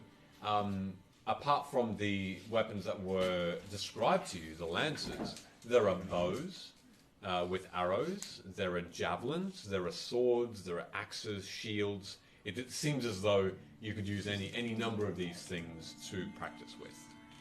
I'm gonna pick up one of those heavy hitters. The heavy loader? Yeah. A large loader? Okay. It's about half the length of a normal lance, but it's sort of cut in half, basically, whereby it's not a point, but it's a large flat surface area at the end, and it's heavy. But you feel like if it did hit something, it would certainly knock them back. So just keep note of the weapon that you take and the I'm gonna take standard. steed that you take as well, please. So, who wants to go first? Can I ask, what steed was I left with? So, count as well. So you've got the vulture. Yeah. You've got the fly. You've got the griffin. Pegasus. Yeah. There is a hippogriff and a large beetle. An eagle. And eagle. A large eagle. Would I have any understanding of the three? You could probably make a nature check on That's your jam, buddy. a nature check Is it? on the You're a on the ranger. eagle. On the eagle. It's a big Well, that's actually alright. So that's 22. It's a beagle. What did you want to know about the eagle? Out of the, I was trying to understand out of the three, what would be best suited to my... Oh, by far the giant eagle. Yeah. You see plenty of them in your travels, rising high above the surface of Corvair, and you know them to be focused and have their own mind, so they can be a little bit independent, but that could turn out to be a good thing in this particular regard. Okay. In which case I immediately smirk and I'm looking forward to jumping on the back of this giant eagle. They all have their own particular saddles that suit them. All this beautiful brown or black leather, and as you all go up and look at your particular steeds that you're going to, they don't smell at all. They're all very... they are competitive beasts, and it looks like House Vidalis, who was what Count Bavi was the head of, that house, their specialty is animal handling. And so you imagine that they are doing very well in keeping these beasts healthy and in check. I would like to telepathically communicate with my griffin and say, if you win with me against Barclays and anyone else I have to fight or joust, I will give you many treats if you just tell me your treat of choice, and I'll give it the ability to respond. All right. It's not a response that you get, but a feeling of focus, a feeling of thanks, I'll offer it and rations. just a slight towards you as it nibbles on the rations that you provide. I pet it. Right. It's this particular griffin is a beautiful white and yellow, a white neck with yellow, dark yellow fur like an autumn autumn feathers. The mechanical fly is an interesting one, Gunnar. As you walk up to it, it's very large. The saddle is meant for, I guess, human or larger, and sort of looking at it, you'd see yourself maybe having some trouble, but you can. I'll get to that in a moment, but it's just a bit large for your particular frame. Being in front of it, one of the stable people, a small girl, actually goes behind where there's a cupboard of sorts, and she gets out a smaller saddle and resaddles this particular fly. Its metallic eyes of shining crystals just look and dart each way. You can see its wings are made of a mixture of glass and metal frame as it sort of beats its wings ever so slightly, but so quick, as though it's anticipating a flight. You can see the body has brass tubes connected to metallic hinges, and there are little clear pipes that oil is running through at a very, very fast pace, and it emits a warmth, and you can hear some sort of motor being run from the back of it. I'm gonna call you Buzz Flightyear. Oh my god. Nice. So, the stadium is yours. Who would like to go first? Yeah, right. I'll go first. Thorum. You go Ooh, towards your Rook, you vulture, should go. a very dark brown beast with this dark yellow neck to the front, this very dangerous looking beak as well, as it looks at you with its focused, determined eyes. It gives you almost a nod as you going onto the saddle, into the saddle. Yeah, as I do. You know, like the part of like the bird neck, right where the head meets the neck. I'm gonna get in there and give it a good scratch. It's hard to get that spot. Give it a bird leg. All right. You never get scratched. Make an animal handling check, please.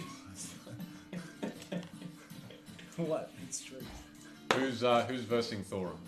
Oh, Flyboy. All right. Make an animal handling check for me, please. That was a 12. Yep. That was 12. 12? Okay. The beast does respond a little bit by pecking quite hard, but for it would be gentle at your skin, at your scales. But it's a friendly one. Draws a little bit of blood, but not enough to do too much damage. That's fun. I got scales. 4. A 4? Okay. You all I watch. picked it thinking it wasn't an animal. It's interesting. It still requires some thought and focus as to how to actually ride something like this, and that's where this particular skill would come into play. It would be a similar thing as if you were riding a horse, and you're trying to recall how do I ride a horse, and you rise up over it, the new smaller saddle that it has now donned, and as it beats its wings to try and take flight, you immediately and you. Only a meter off the ground, but you fall back first onto the ground as it sort of goes back down, and this huge buzzing emits and echoes through the arena as it lowers itself to await you to go back on it again. Am I rolling another check? No. Oh, yeah, sorry, you will do that. Thorum, you are holding on to this bar of leather directly in front of the saddle, and it slowly rises. It does so as slowly as it can, but it does beat its wings and give out a as it takes flight and echoes through the room as well. Go for it. 4. So you're holding on this time because that's what you failed to do, Gunnar, and you rise up with the mechanical fly. Its drone emits throughout the entire hall, and as it lifts, you sort of look down for a moment. It gets further and further away, and you're thinking, okay, I've got this. It then suddenly shifts to move to its position opposite now Thorum, who is quite high above the arena, and you go, "Wah!" and you fall once again. Now it's probably a good 5 meters off the ground. You take 8 points of bludgeoning damage as you this time ricochet your neck and head on the floor. You haven't yet gone over the net. This is how Gunnar dies. Wasn't there not a net? There is a net. Isn't it? There is This a is net. for the practice one. Yeah. Okay. I'm in awe of this. Barclays is looking up because Thorm, you're what, 7 foot? And you've got your new plate, looking all shiny and stuff. It's a massive. giant vulture, mind you. Yeah, not a it's normal. it's still massive. It's pretty impressive looking. But yes, Yeah. that aesthetic is why I chose the vulture. Oh, yeah. Yes, absolutely. Gunnar, And Gunner's the size of Gunner is Count Babby. you still can't have it, yes. Yeah. So you I'm like, get up and good luck, Babby. you wipe yourself off of the dirt. You were so close to the net, but it just didn't seem to go that far. It just went straight up. What are you doing? Where's my fly? It's lowered itself back down. Get back up on that fly. Go for it. Gunnar, you can do it. Where's your roll? It's an 8. It's an 8? Okay. This time, This is so miserable. Miserable. this time you get to the height of Thorum. It's about 70 to 80 feet in the air. Shit. And you are holding on for dear life. Your knuckles are white. As you look down, you're just tensing, and you're not really moving because you're looking down and you're just seeing net, and you just don't want to fall again. You don't want to fall again. That's all you're thinking of. For the purposes of this, you'll actually be getting the first hit. So you're at a bit of a disadvantage at the moment. You're holding on. You haven't fallen, but you're a bit slow to the game. So. While he's moving, can I wrap one of the reins around my arm, just like... Yep, sure. Make an intelligence check for me to see how steady it would be. Yikes. Natural 20 plus 4. Okay. 24. Yeah, Where was that like 2 months ago? you're attaching yourself on there, and you make such a beautiful knot. You're not going anywhere. If you happen to fall, you're not going to hit the net. You'll be hitting the side of this mechanical beast. Look at you So. fucking That apple. sounds better, but okay. One of Covers the me. One's plus 3. one of the stable people, this Relying on that.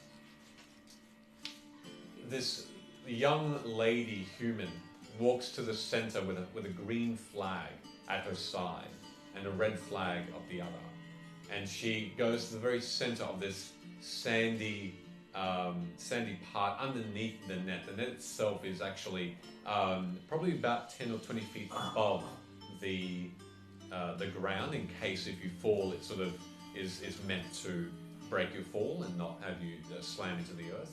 So she's underneath the net, and she, from the vantage point, you can't really make out her details, but she's holding now a red flag in the air. She shouts, "When the green flag is raised, charge!" And so she waits and holds. And the green goes into the air at once. Your steeds do their own thing, and they seem to know the course, and they start just charging each other. The vulture flapping its wings just with all the might. You can feel the wind buffeting this mechanical fly. Just the wings are a lot closer together, but fast, and it takes you for a bit of a spin, and you're going straight towards each other. So, Thorum, for some reason, you're going to be going first now. Just make an attack roll. Just bear with me while I quickly check something. And for you, That's I. Gunner, just add +1 to your armor class, please. And you get advantage on the attack, by the way. Okay. Well. Go for it. Oh, Hey. fuck! So what's your roll? Do I add a modifier to it or just No, attack straight roll. That's a 19 to attack. Okay, what's your armor class? 12. Okay. So, as you all watch, Thorum, with your large loader lance, you slam into the side of the mechanical fly, directly hitting Gunner in the chest. Gunner, you just, the wind is blown out of you as you fall, just start falling backwards, and then yes, Can I ask? please, So, I have my boots on. yes, My boots of yes, immobility. yes, So, if I don't want to move, yep. do I get any kind of benefit here? Because it says here I get +2 bonus against being pushed, Mm-hmm. transported. Yes, so basically what that would usually entail is it's a strength check to push. Okay. For this purpose, though, Okay. I'd probably add it to your armor class, Okay. but it would still... Well, if that's the Please. case, then can I use shield? Yeah. So Of that course. will actually beat it then. So that Two would be votes. so 12 plus Something. 2 Because you 14. is 14 plus 5. 19. Oh fuck! It would mates. still hit. Never mind. Okay. Damn it! You are pushed off. Mark those spell slots. You are pushed off the mechanical fly. The mechanical fly spins and spins around through the brute force of Thorum's push, but you hold on with the reins. You are hanging as the mechanical fly is flapping its wings, trying to pull you back up, trying to right itself. Can I help him get back up somehow? Make another animal handling check for me, please. As you watch, the female human looks up and says, 1 point for the Dragonborn. Woo! And then I just Whoa. gotta go, wait. It's a 16. Yeah, you managed to pull Gunner up and put him very gently back onto the saddle again. And you are now in tandem next to each other. Gunner, you're feeling a bit sort of dizzy from that blow, but you didn't take any damage from it. Can I do something? Can I, at the head of Fulrum's steed, can I create like a putrid looking smoke using minor illusion? Sure. Okay. Just to like try and distract him. Sure. Okay. As you do, so you how far can you? It's only do that? 5 foot, so it's within No, how 5 far can you cast it? Oh, good question. I didn't know. 30 feet. So No, it's probably not, not close enough to that height that he's at the moment. So then Mark that instead, spell slot off. because I assume, hold on, I assume I would know Yeah. what my spells do. Yeah, of course. So 30 feet from me, but in Fulrum's direction, Yeah. I want to create a giant looking bee Mm-hmm. that just looks really threatening. Mm-hmm. In a Okay. 5 foot cube, and I go, Thorum, look out! Right. For this purpose, I'm just going to need to roll a couple of rolls for the. That's not going to work. And that's not going to work. Okay. As you all watch this large yellow and black striped, like much larger than your usual bee. It's massive, with an enormous stinger on the end, and this weird bee-like face suddenly appears out of nowhere, and you hear Amara's warning. I need both of you to make another animal handling check with disadvantage, because these beasts have seen it as well, I've killed them both. and they had suddenly just rear their heads 3. Oh, 15. with disadvantage. Oh, yeah, no, my bad. With disadvantage. 11. 11. They both failed their own, I guess, effects to see through the illusion because they're beasts. So at this point, the mechanical fly somehow does react suddenly with a blow from the vulture, who looks down and gives a huge squawk. Thorum, you are thrown backwards and you are falling. The vulture scurries and flaps its wings and scurries back towards the safety of the pen that it was taken from. Gunny, Still dangling. you are dangling once again, but you've felt this before, and you are just being pulled back and forth by this mechanical fly who's trying to follow suit and go back to what looks to be safety. This bee is just dangling in midair. Thorum, you fall and you hit the net and you slowly... It only lasts for 1 minute, by the way. That's right. And you fall gently and it just touches the ground, even with your weight in the plate armor, but you are safe. The bee is still in midair.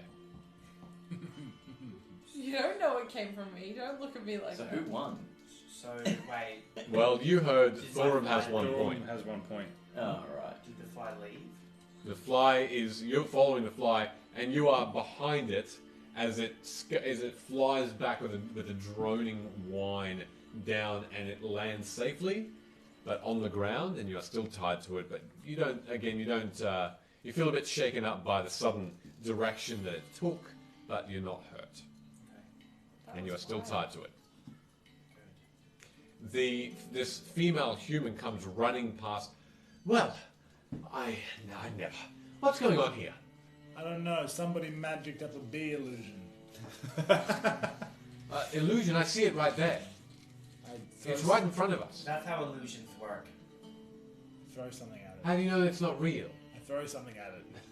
Amara is just like pretending to hide. She's like, Can I do she's an gonna hide. arcana check She's on actually gonna hide behind Rook and be like, Wisdom saving throw. "You're sorry. the guy that's good Wisdom with save. stuff. You're good with this nature stuff. Well, I have Get rid of advantage it." on I don't think it's bees. Why would bees cultivate in the middle of that. 17. Yes, I think this is a good question. We should look into this a little bit more deeply. Yes. Why is a bee here? Not to behave. Sorry, that was my...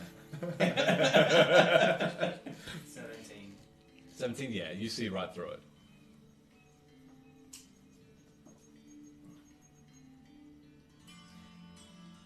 Gunner's gonna untie himself from the bee. I mean the fly. I'm not playing anymore. I hate this game. Gunner, are you okay? Yep, that's fine. You did well, Bavi. Did real well. Gunnar, I'm not batty anymore. Gunnar, I actually see you as the winner here. Yeah, you're lucky. I was about to knock you off your horse. He really was. I could sense it. Yes, truly I am fortunate. And he says nothing, biding his time. Okay, Barclays, let's go. Go where? Oh, you want to go now? Okay, right. Let's do it. Wait a moment. And you hear from the entranceway of the door that you entered, another voice. And you see behind you a beautiful looking elf male with these beautiful golden eyes and golden blonde long hair down to the smalls of his back, and he wears this silken white tunic with white pants and these golden shoes. And your mind, Barclays, you look at him and you see for a moment a familiar face. This particular being, it seems, you recognize, but you can't remember from where. The face, it's you just can't quite pinpoint. And he says, "Well, fancy running into you, Barclays." Well, good day, my extremely well-dressed friend. Aren't we a little flamboyant and extravagant for our little practice arena here? No, you don't remember me.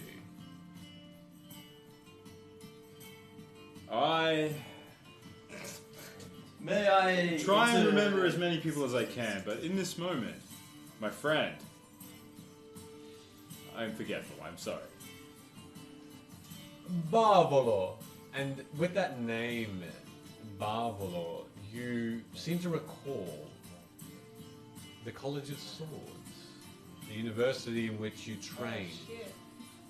and a familiar face, an old friend and rival. Rival, yes, okay. One that was quite close in skill to you. Is he an elf, you said? Yes. Right, okay. One was quite close in skill to you, as well as what you thought was maybe someone who was not as good in the finer skills of the flurry and the specifics of the wielding of the blades. You graduated before Barbalor did, Yeah. and you hadn't seen him in quite some time, and here he is in the flesh. So I kind of I look at him and then I kind of look away and I reach into my cloak and grab one of my blades and I just let it loose straight at him. I turn and just let it loose straight at him. You're throwing it? Oh yeah. Make an attack roll. Well, it's more like performance. Are you trying to hit him? In a way, yes, but because I'm trying to acknowledge who he is, I am confident that he will know what to do with that blade. I see what you mean. So, Yeah. go, roll performance.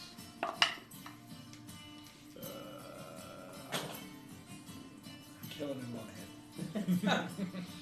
And he's dead. Talon's That would be 16. 16, okay. As you throw it towards him, it spins around, and he very skillfully turns at the precise moment as he does a full 360-degree arc. His hand rises and catches the hilt of this sword and does a beautiful dance gesture and a flurry, and then throws it back towards you. Make another performance check, please, to try and recapture this in the dance of blades. That would be 19. A 19. You catch it and perform what was a fairly basic routine between pairs back at the college, and you both finish at a particular stance. He with a new blade out in the same stance, and he stamps his foot down. Ha! Well, I see that you've grown, Barclays. It has been too long. But why here? Why Sean? Come, we must speak. Excuse me, I'm just about to joust him. So if you could maybe wait 5 minutes, that would be great. Little girl, stand aside. Barclays, Hold on, does Tell he call your- me? Does he call me a little girl? he does. No. Excuse Brooke me, just, sir. But my name is Amara Sanari, and I am anything but a little fucking girl. Yeah, intimidation check for me, if that's okay. How do I spell his name? Bavolo. O-L-O. Yeah. It wasn't that good. It was a 10. 10. He looks at you up and down for a moment and says, I have blood on my face, just so you know. You do. I apologize. I have stepped out of line, but I'm simply so excited to see Barclays. Please, would you mind if we perhaps had a little sword play? Would you mind if we jousted first? No, I mean us. No, I mean, there is gold on this joust. Oh, is there? Oh, Yes. I am intrigued. We must catch up at some point, Barclays. I would like to joust you myself as a practice before the competition. Ah, Bavolo, you're performing here, are you? Performing. My skills have gone a bit far beyond the performance side. I have in fact become quite the avid jouster. I have won a competition or two here. An avid jouster you may be. Maybe you should test your mettle against me. These two already have a bout to do, and I'm here by myself. And you are? Rook. Oh, well, Rook, if you are accompanying the fair and brave Barclays the Viper, you are a friend of mine, as you all are. I guess. Well, why not? Perhaps a practice round to see your skill. Well, may we go first, however? I'm simply itching at the chance. Amara just goes, Bavolo, I would like to indulge you, my good friend, and it has been a long time, of course. We have catching up to do, indeed. But look at this poor little girl. Look at this face paint right now. She's made effort A double... Yes. This is a moment that she's always wanted. Oh, well, Indulge us. Maybe you can correct me and perhaps give some advice on my form. I'm taking a Pegasus today. Oh, a fine steed. My favourite as well. Well, of course I will. Like the old days, I will correct your small misdeed, yes? Just so you know, Barclays has actually defeated, like, demons and stuff now. No big deal. Anyway, this is my griffin, so I'm gonna get on the griffin. And I will observe, and then afterward, perhaps, Rook, was it? Perhaps you and I can have a joust. I look forward to it. Alright, so Nice of my I answer. need both of you to make animal handling checks, please, as you go towards your Pegasus. I'm not sure if this is affecting, but earlier while I was waiting, I was playing my pan flute next to my Pegasus. The finest, subtlest, most calming tune. Fuck off. I'm sorry. I'm just saying, You that's won't- what I did. I did that. You won't get advantage, but what you do hear, Mm-hmm. I don't want disadvantage also. you hear a voice in your mind, in fact, from an unfamiliar source initially, and then you direct your gaze to this Pegasus, this white-maned, gorgeous beast of burden, and it looks at you and gives you a bit of a nod, and in your mind it says, "A fair tune, sir. A fair tune." Oh, why, thank you, my good beast. May we fly well. And you, what did you get for your animal handling? 21. All right, without an You're effort, going up, that's for sure. you go on to this hippogriff. This We've been friends forever. it's interesting. It's almost like you are back and riding in the adventures that you all had previously, and it is very comfortable, very much like simply horse riding, no effort at all. This eagle face with a horse back and claws and eagle claws This is actually Crumb in my mind. takes you up, and you are in position the same with a beautiful flow and no effort. Barclays, you look up as she immediately takes hold and is very comfortable. And I'm you gonna look. pat my griffin as well and just be like, in his mind. Oh, sorry, you're on the griffin. Yeah. Apologies, yes, you are. In its mind, I'm going to say, you've done well so far. Okay. And Barclays, what did you get? Let's find out. I got a 10. A 10? Okay. You are a little bit more.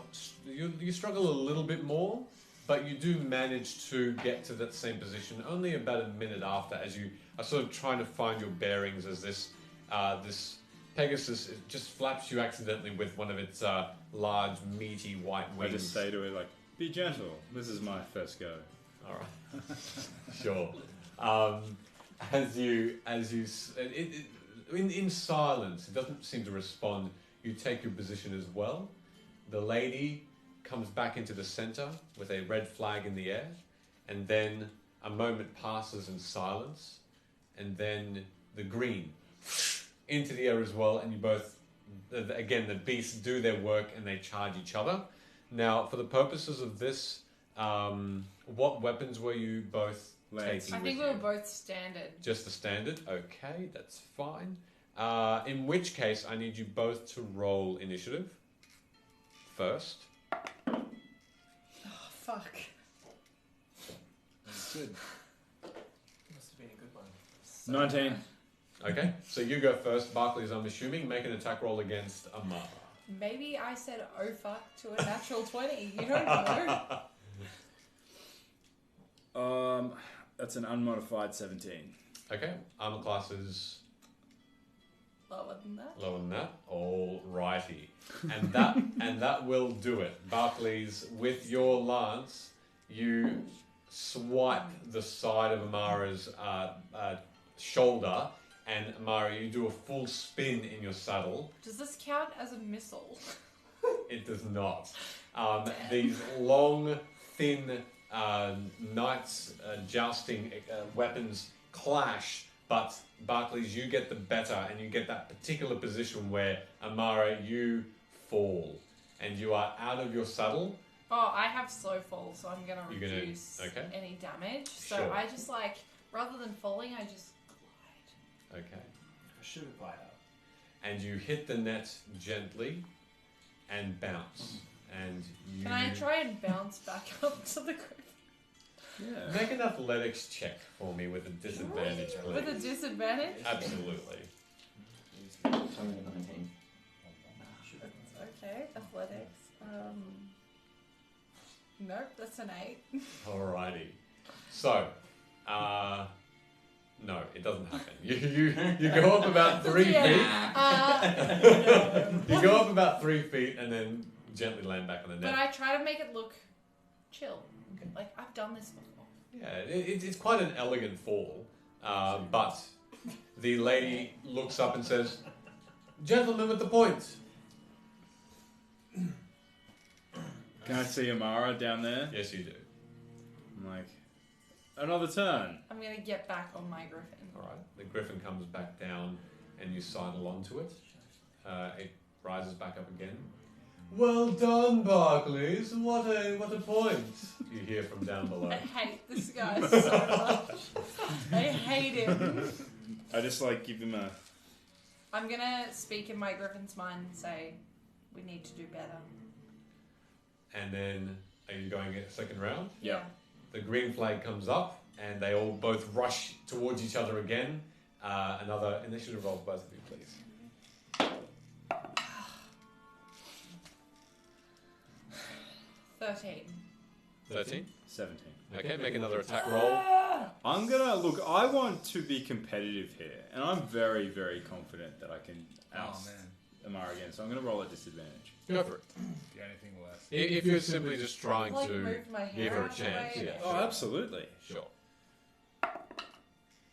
That was a 19, the first one, and that's a 17. Okay. Barclays, you know in your mind you're just a little bit too natural for this to go Ori, and you both clash again, make an attack roll. Oh, was that the attack roll? Sorry.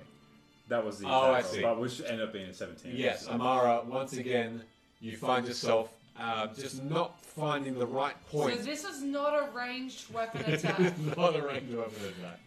No. And Is he within 5 feet of me? at a very quick moment in time, yes. So, technically, if it's okay with you, as I'm falling, if that's what's about to happen, I want to punch his Pegasus in the face. Okay, make an attack roll, please. Because I can do that with Sentinel. Sure. Attack, I assume it's an unarmed strike. Yep. Which is a 17. That hits the Pegasus. Roll the damage. That's 6 points of damage. Okay, 6 points. Barclays, as Amara is falling, you hear a weird cry and a pain in your head mentally, as this creature seems to have this bit of skin that on his fair face that seems to have been sort of starting to bruise slightly. Through it, you see a bit of purple. I say to my Pegasus, what is this? It's a Pegasus, but like one would be Pegasus. I say to my Pegasi. Pegasi, yeah. Oh, more than one. Okay, I've got the wrong way around. Or unless I have to. I don't know if I have to.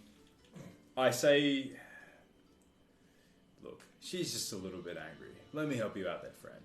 And I use healing hand. Okay. Amara, you fall once again onto the net, and the shout from the lady, "Second point to the gentleman." I don't take any damage, right? It's on the net. I'm getting straight back up, and I'm just like... Well done, Amara. It looks like you keep damaging the net. Wow. Barclays, that's me. You hear a, well done, Barclays again. Well, I'm going to say out loud, I'm going to be like, yes, well done, Barclays. It's so nice that I'm letting you win. if I may have a go myself, however. Now, last point. Very well, one more, but then it's my turn with this young gentleman here. Indeed. Amara, last point Let's do wins. All right. Takes everything. What do you want? I only have 1,800 gold. It's alright. I'll get your staff. No, absolutely not. You watched me murder Count Batty with this stuff. Yeah, it's a special staff now. I'll give you some darts. We'll work it out. But either way, whoever wins, wins. All right. Okay. Everything.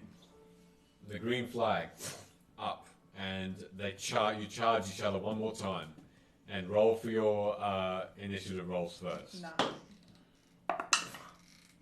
It's so bad every time. It's just not good. 15. Much lower than Make an that. attack roll. I'm going to do this at Yes, disadvantage. you can if as you well. want to. Yep. Cool. That was a 9 or a 16. So 9. Does Amara, not hit. in which case you get an attack now. Go for it. Yes. Oh, that was. What am I using? Plus what? Just a roll. 14. Armor class? Alright, you both start to go towards each other. The creatures try and get into position side on, and you both with the lance just miss each other each, and you both stop behind each other and turn. The beasts turn slowly around, ready for another strike. And they go again. Wow, I'm impressed. Oh, that was better. What was it? 17. 24. Fuck. Okay, No, make 23, sorry. Make an attack roll, Barclays. That one is a 6. Does not hit. Alright, No. make your attack roll, Amara. 5. Okay, once again, behind each other. This one's a bit more undecided. Let's Convincing go, this let's one. go, let's One more go. time with initiative. Okay, that's not bad. That's a 17. 16. Alright, Barclays, go again with the attack. 3. Roll.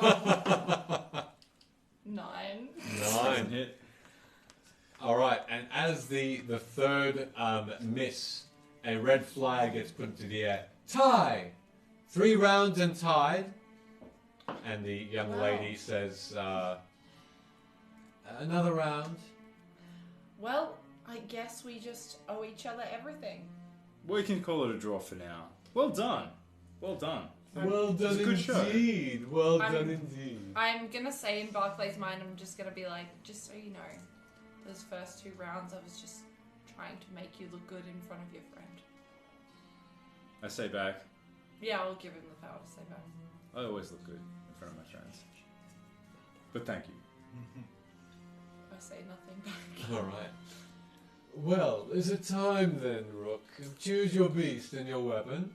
While all this amount of time has been going on, there's 2 things I need to ask about. I had a potion of thoughts that was given to me. by- Attack thoughts? I can barely even. think it was just recorded as a potion of thoughts. It'll be detect thoughts. Detect thoughts, yeah. How long and what can I do for that? You can use the second level detect thoughts spell essentially. Yeah. So whatever duration that is.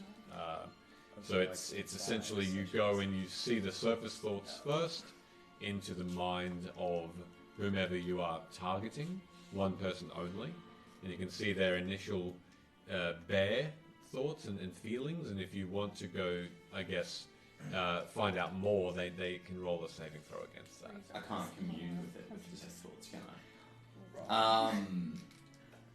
I'm assuming we're like in a pen of some description. It's an arena. And is my opposing friend, is his creature there as well? He's going to use the Pegasus that Barclays has. Okay.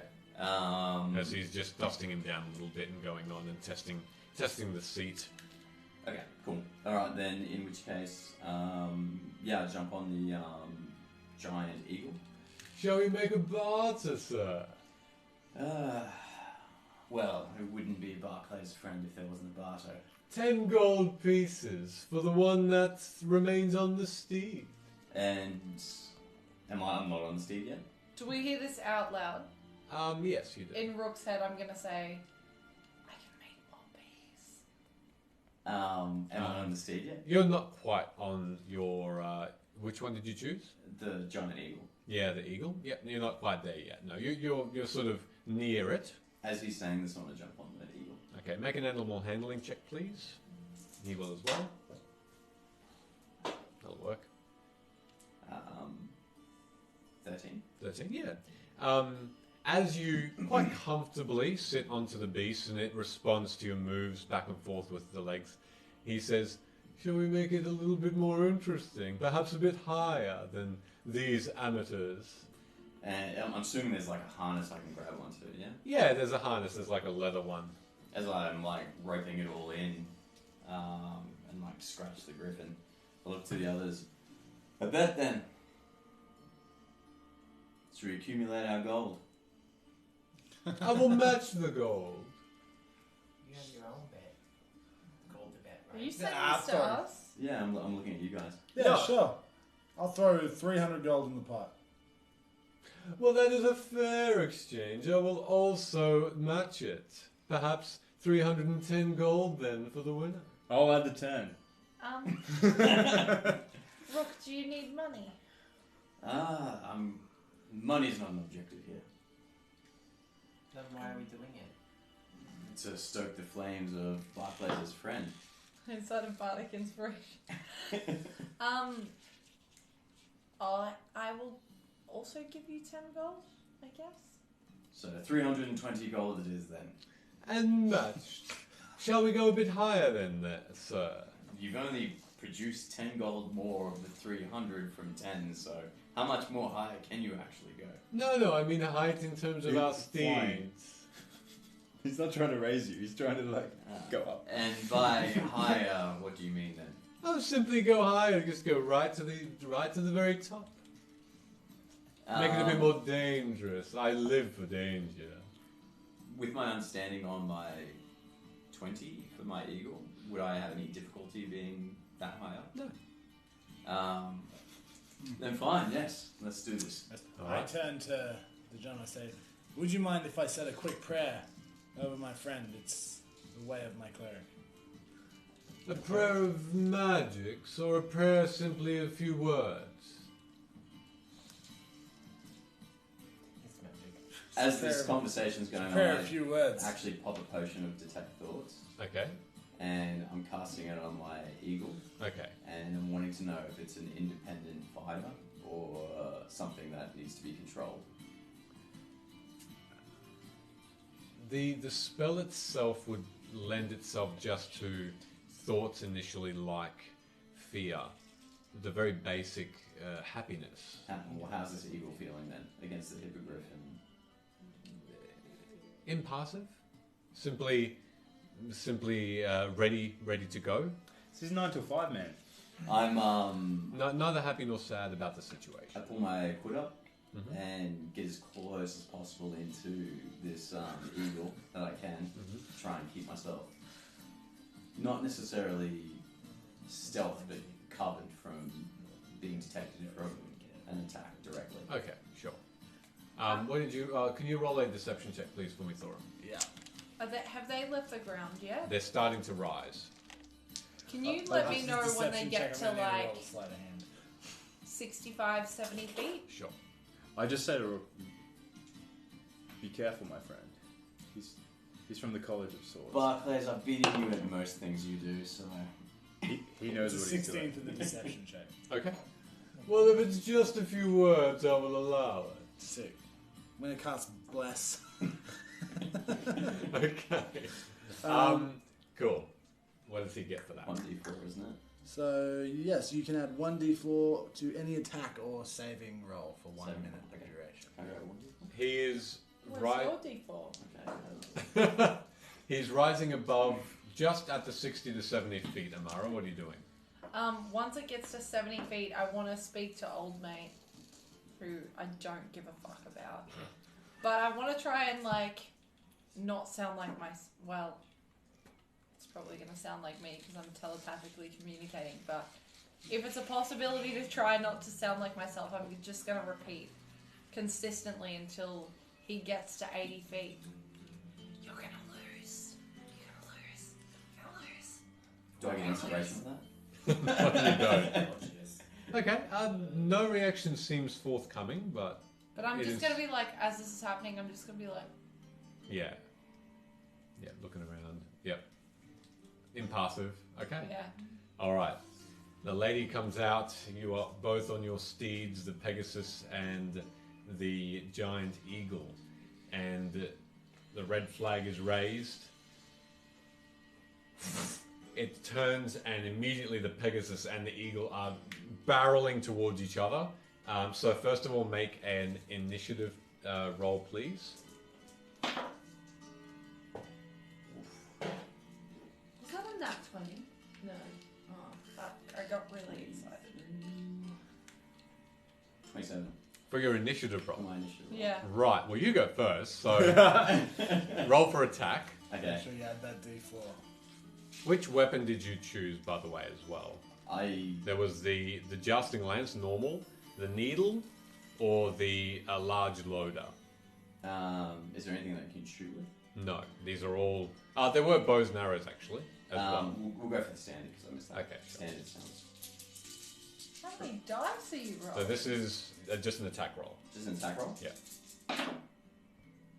18 plus 5 plus 3 plus 2. Yep, So okay. you only get to use that once. And with that, he is barreled over by the precise strike that you had on his chest. You hit what sounds to be metal. He seems to be wearing some sort of armor underneath, and he falls backwards. Whoa! And he falls down onto the net, and it bounces. He sort of gets up and bravo! It's not the first time you've done this. Double or nothing, shall we? Or will you take the gold now and we simply do more rounds? You're asking for 640 gold, then I shall take off your persons. That is correct, sir. He sort of shouts up towards you. Do I still have your? Is that one time that I get use the blessing? You have it for 10 minutes. So you have it for 1 minute. So There's enough time for another round. I'm leaning into the great eagle for it to do what it needs to do. I'm just supporting it. And I look over. One more round. Well then, count your coins, because I will have this round. So until he reaches 80 feet, in his mind he hears, "You are not good at jousting. You suck. You're gonna lose against Rook, and Alright. then probably against Barclays later." Alright. The green flag, once again, and you're barreling towards each other. This is for double and nothing. Make your initiative roll first. Initiative, which is 17. 17, he Oh, rolled sorry, a 17 plus 4 is 21. 21. Okay, that time you go. Yeah, go for it. Roll again. Roll And for attack. attack. Which is 20. 20. One more time. He barrels over and he falls. And as he falls, he hits the net one more time. You get him at the same point as you pass each other. His lance not even touching you, and falling out of his hands onto the ground. And he looks up. Well, it seems I've been bested this day. Well done, Barclays. You travel with very, very fine folk. I must admit, I am going to be hard-pressed to win the next competition. Your coin, however, is yours. And he pulls out what looks to be quite a large sack of coins, and he puts it out back onto one of the seats. And he counts out 640 gold pieces. And he sort of leaves it on the chair for you. Well done. Barclays, my man. We must catch up, however. Perhaps after this bout, we may go for an ale. Yes, good form, Bavolo, good form. I only am fair in victory and defeat. Well, I can see it's also quite lucrative. being a jouster up here. Oh, it is. You should try it sometime. Are you going to compete yourself? I think I might. There's good coin. And if the netting is not an issue, you might even win the steed if you win the competition. But imagine, a Pegasus all to yourself. Is it not grand of a thought? Can I look at Barclays and just in his mind say, did you really hang out with this idiot? Do I respond back? You can respond back. Not really. I'm just going to say back to Barclays. In your history, Barclays, he was the one that seemed to stick to you, not the other way around. He was like a little brother looks up to a big brother, but in a bit of rivalry, really wanting to get the best of you. That's the sort of relationship that you seem to have. I'm just going to say back to Barclays in his mind, I don't like him at all. He is an awful person. We need to get rid of him straight away. It's like, if you gain his trust, though, he can be a very powerful ally. I don't want to gain his trust. I want to punch him in the face. Oh, you've got to think for Bavolo. I can have a word. In Barclay's mind, I just go, you were really making some traction. It's a shame. I feel this kind of pain, like a migraine. So, at the end of that round, the jousting practice in full flight, and you have gained quite a bit of coin from your competitive nature and luck of the dice. And as Bavolo looks a bit more forlornly at the gold lost, and you look at some interesting skills that you've gained and coin, we're going to leave it there for tonight and pick up in the arena, the Hollow Tower. Very good. Good dice Finally, rolls. aerial jousting. Yeah. You got it. The Practice. The practice version. Yeah. Not the competitive, but certainly coin to be had. Well done. Next that was week great. it's like... Thank you, everyone. We're a little bit over Nice time, as but well. thanks so much for sticking around. If you have, we're going to end it there. So have a great night. Hopefully, you can make it next week, where we might see a bit more jousting if they want to go into some competitive nature, or we might see a bit more Bavolo, or something else if they want to learn how to do something else or do something else in Charm. But anyway, have a good night. I'm a bit tired, that's why I'm mumbling, and we'll see you all next week at Fate's Grip. Yes. Thanks for your time, Thanks, guys. everyone. Have a great Thanks for tuning night. in. See you next week.